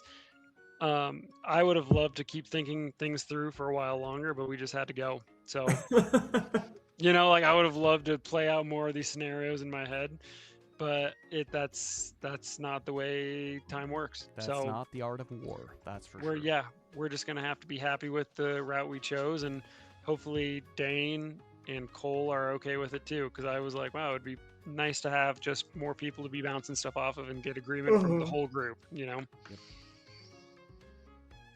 Yeah. No, it was crazy. Definitely crazy. There's so many ways we could have gone. But it feels like any other way, like, would have caused us to fight Knobs on Knobs's term, and like this one, it's not perfect. Smoldren just went down, which is crazy. Taking a but- cannon right to the chest. But it feels like this is the closest we have to like fighting him on our terms. It's not perfect. I don't know what the rest of this fight's gonna look like. Like, are we at the point we can just kind of ignore the other however many ships? Do we try and board and take the fight to him? Is he gonna come after us? It's like I don't think we can go ship to ship. Right. So I think we just need to get in there. I don't know. Get in their assassination tactics. SEAL Team 6. Yeah. So it'll be interesting to see what the fight does. And just what he has up his sleeves. It's like, I'm not that worried about most of his crew. Like, they're going to be obstacles. They're going to be definitely make the fight more difficult. But it's like, okay, pirates, pirate captains, and like, even if they're like some higher tier of pirate we haven't seen before, I'm guessing they don't have a ton of tricks beyond maybe some like black powder weapons. But we have no clue what Knobs has up his sleeves. Like, what kind of weapons does he have? What kind of abilities does he have? What is MNF giving him? What is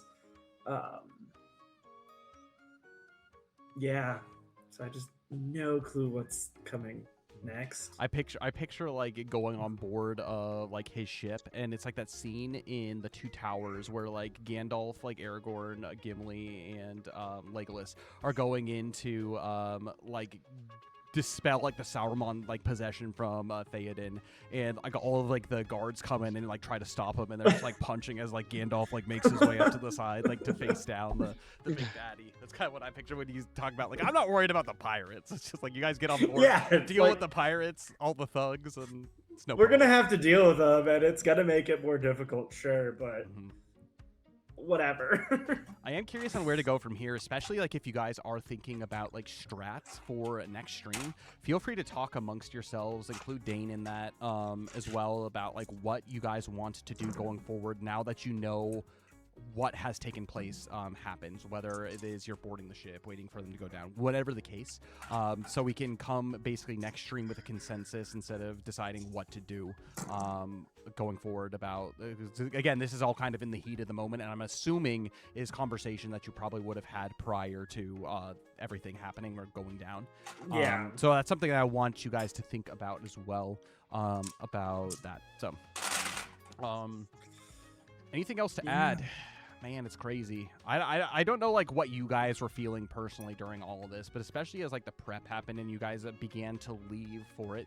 Like, I was like feeling myself like nervous, like kind of like this little bit of like palpitations like in my own self, because like I don't know what's going to happen. I hope you guys win, but this like I've created, I think, a very challenging fight up ahead. And so, like, I'm nervous about like exactly what's gonna be going down with this. So, with that, a lot of the talking, I'm like, okay, I'm just ready to go. Like, let's just do something.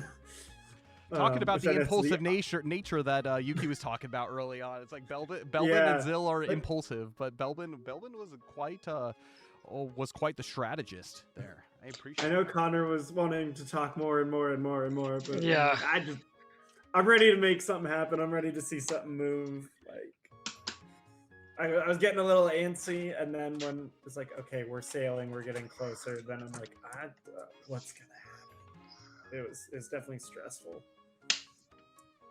I just keep thinking that if we fail, then like the world is Everlast doomed. Yeah.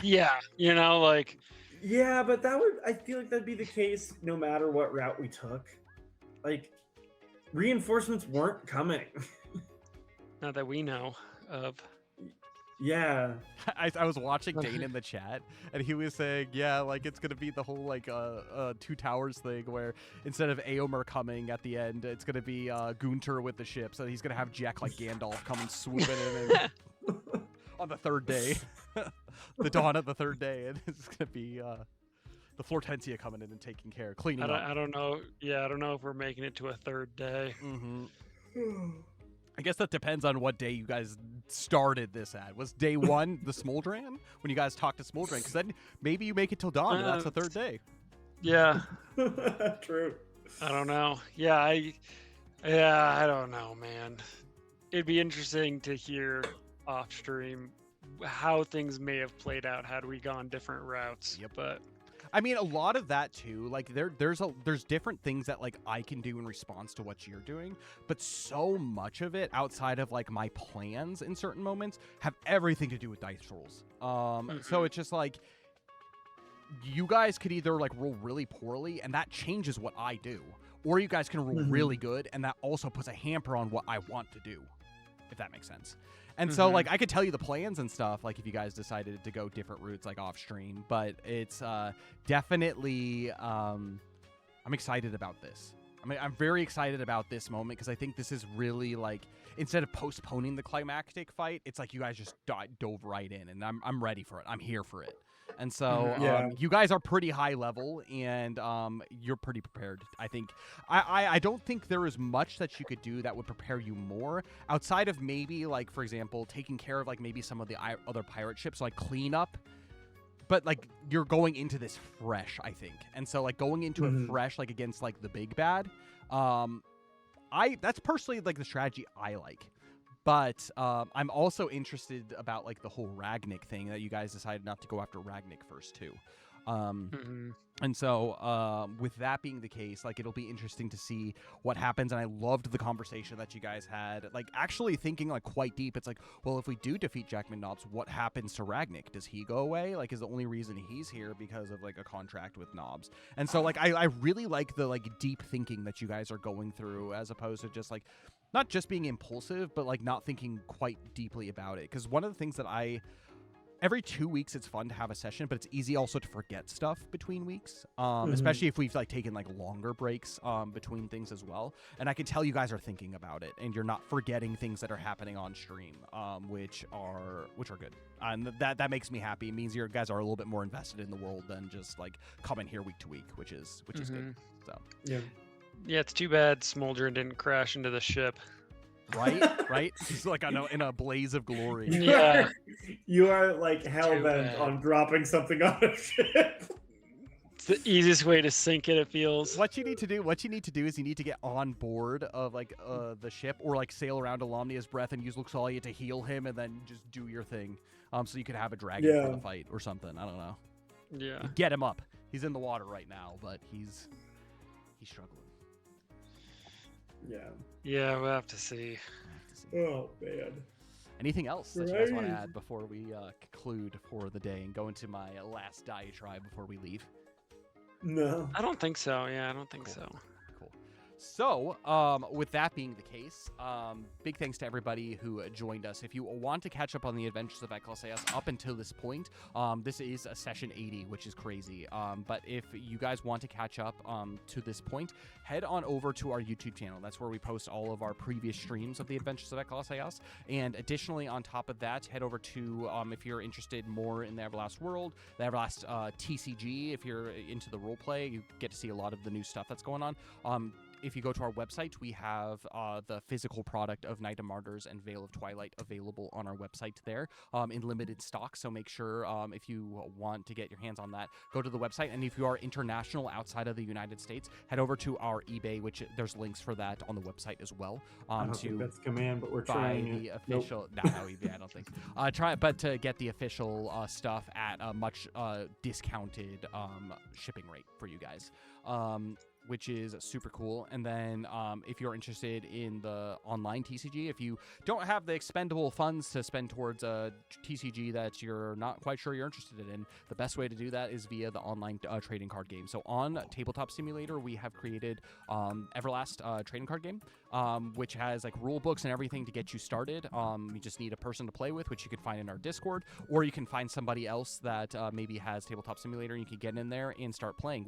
Dana and I have been doing on Wednesdays during my stream the Tabletop Simulator versions of all of the decks for all potential decks for the Veil of Twilight set. So that's been a lot of fun as we got to kind of highlight lots of games of those decks, including the EX Battle decks with Prismatic Petals Opus 6. And because it is July, as mentioned at the beginning of the stream, we have updated everything, including new cards, 20 new cards, Eclaas themed, Eclaas themed mat, Eclaas themed coins, Eclaas themed dice. And we every month plan to add a little bit more new things for you to get your hands on to play and introduce yourselves to the Everlast trading card game, which is very cool. We're currently in the process, too, of creating our next set for the Everlast trading card game. So look out for that. And we're going to be using Tabletop Simulator in a big way to help with the promotion of that once we get closer to the release of that as well. So go check that out. But as far as my personal streams for games, we will be continuing Xenoblade 2 on Monday, Wednesday, and Friday of next week at 9 a.m. JST. So if you are in the West, that's going to be, Sunday, Tuesday, and Thursday. And our next stream for the Everlast role-playing game is going to be towards the end of this month on the 24th for you in the West, or the 25th for those in the East.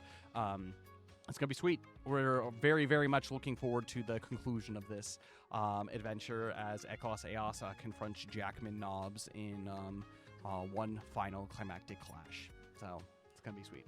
I meant to say this before we started. Yes. Next Wednesday, so the 14th. Let me double check. Yeah, 14th. Give you the right day. I can take Dane's spot. Oh, heck yeah. And okay. What I want TCG. for you is to think of a deck list by the end of this weekend. Send that to me, and I'll create it in my personal server. And I'll create that, and I'll make a deck for myself, and then we can play it. So essentially how that's been going is we play 2 matches. Depending on how fast it goes, we might get a third one in, where we each play each other's decks that we create for that. But cool. Yeah, and that includes you can create your deck with anything that's in Veil of Twilight, Knight of Martyrs, the Eclaas and the Eclaas stuff that's there as well. So do I try to make a Zillion Yuki deck work? If you do, I may try to make a Belbin. Looks. I don't know if I've thought enough about it. I don't know if I can pull it together in 2 days. That's okay. And if not, feel free, whatever decks that you have that you can easily translate into the Tabletop Simulator. Even if it's like, for example, we played Belfont before, but even we haven't played your Belfont deck. If you wanted to bring that, if you wanted to do, we haven't done Grandium Mercenaries or anything like that, so that could be something new. But based off of what you give me, I'll bring something different to the table. Great. To do. And same on the 28th. I'm available the 28th. Oh, sweet. So every other week those days. Okay, sweet. So we will be scratch that. We will be having Xenoblade Chronicles on Monday and Friday of next week, and then playing Tabletop Simulator Everlast TCG on Wednesday. So it should be fun. Cool. I don't think there's anything else, but we will see you all I'll see you on Monday, but I'll see you the rest of us will see you all in a couple of weeks for the epic conclusion of the Everlast TCG, or not TCG, role-playing game, The Adventures of Eclaas. What are we doing? What are we doing? There's too many abbreviations. But God bless each and every one of you. Pray for me. Pray for us. We're praying for you, and make sure to pray for each other. And we will talk to you all later. May Alomnia guide you, and have an amazing weekend. Bye, everybody. Bye, guys. Farewell.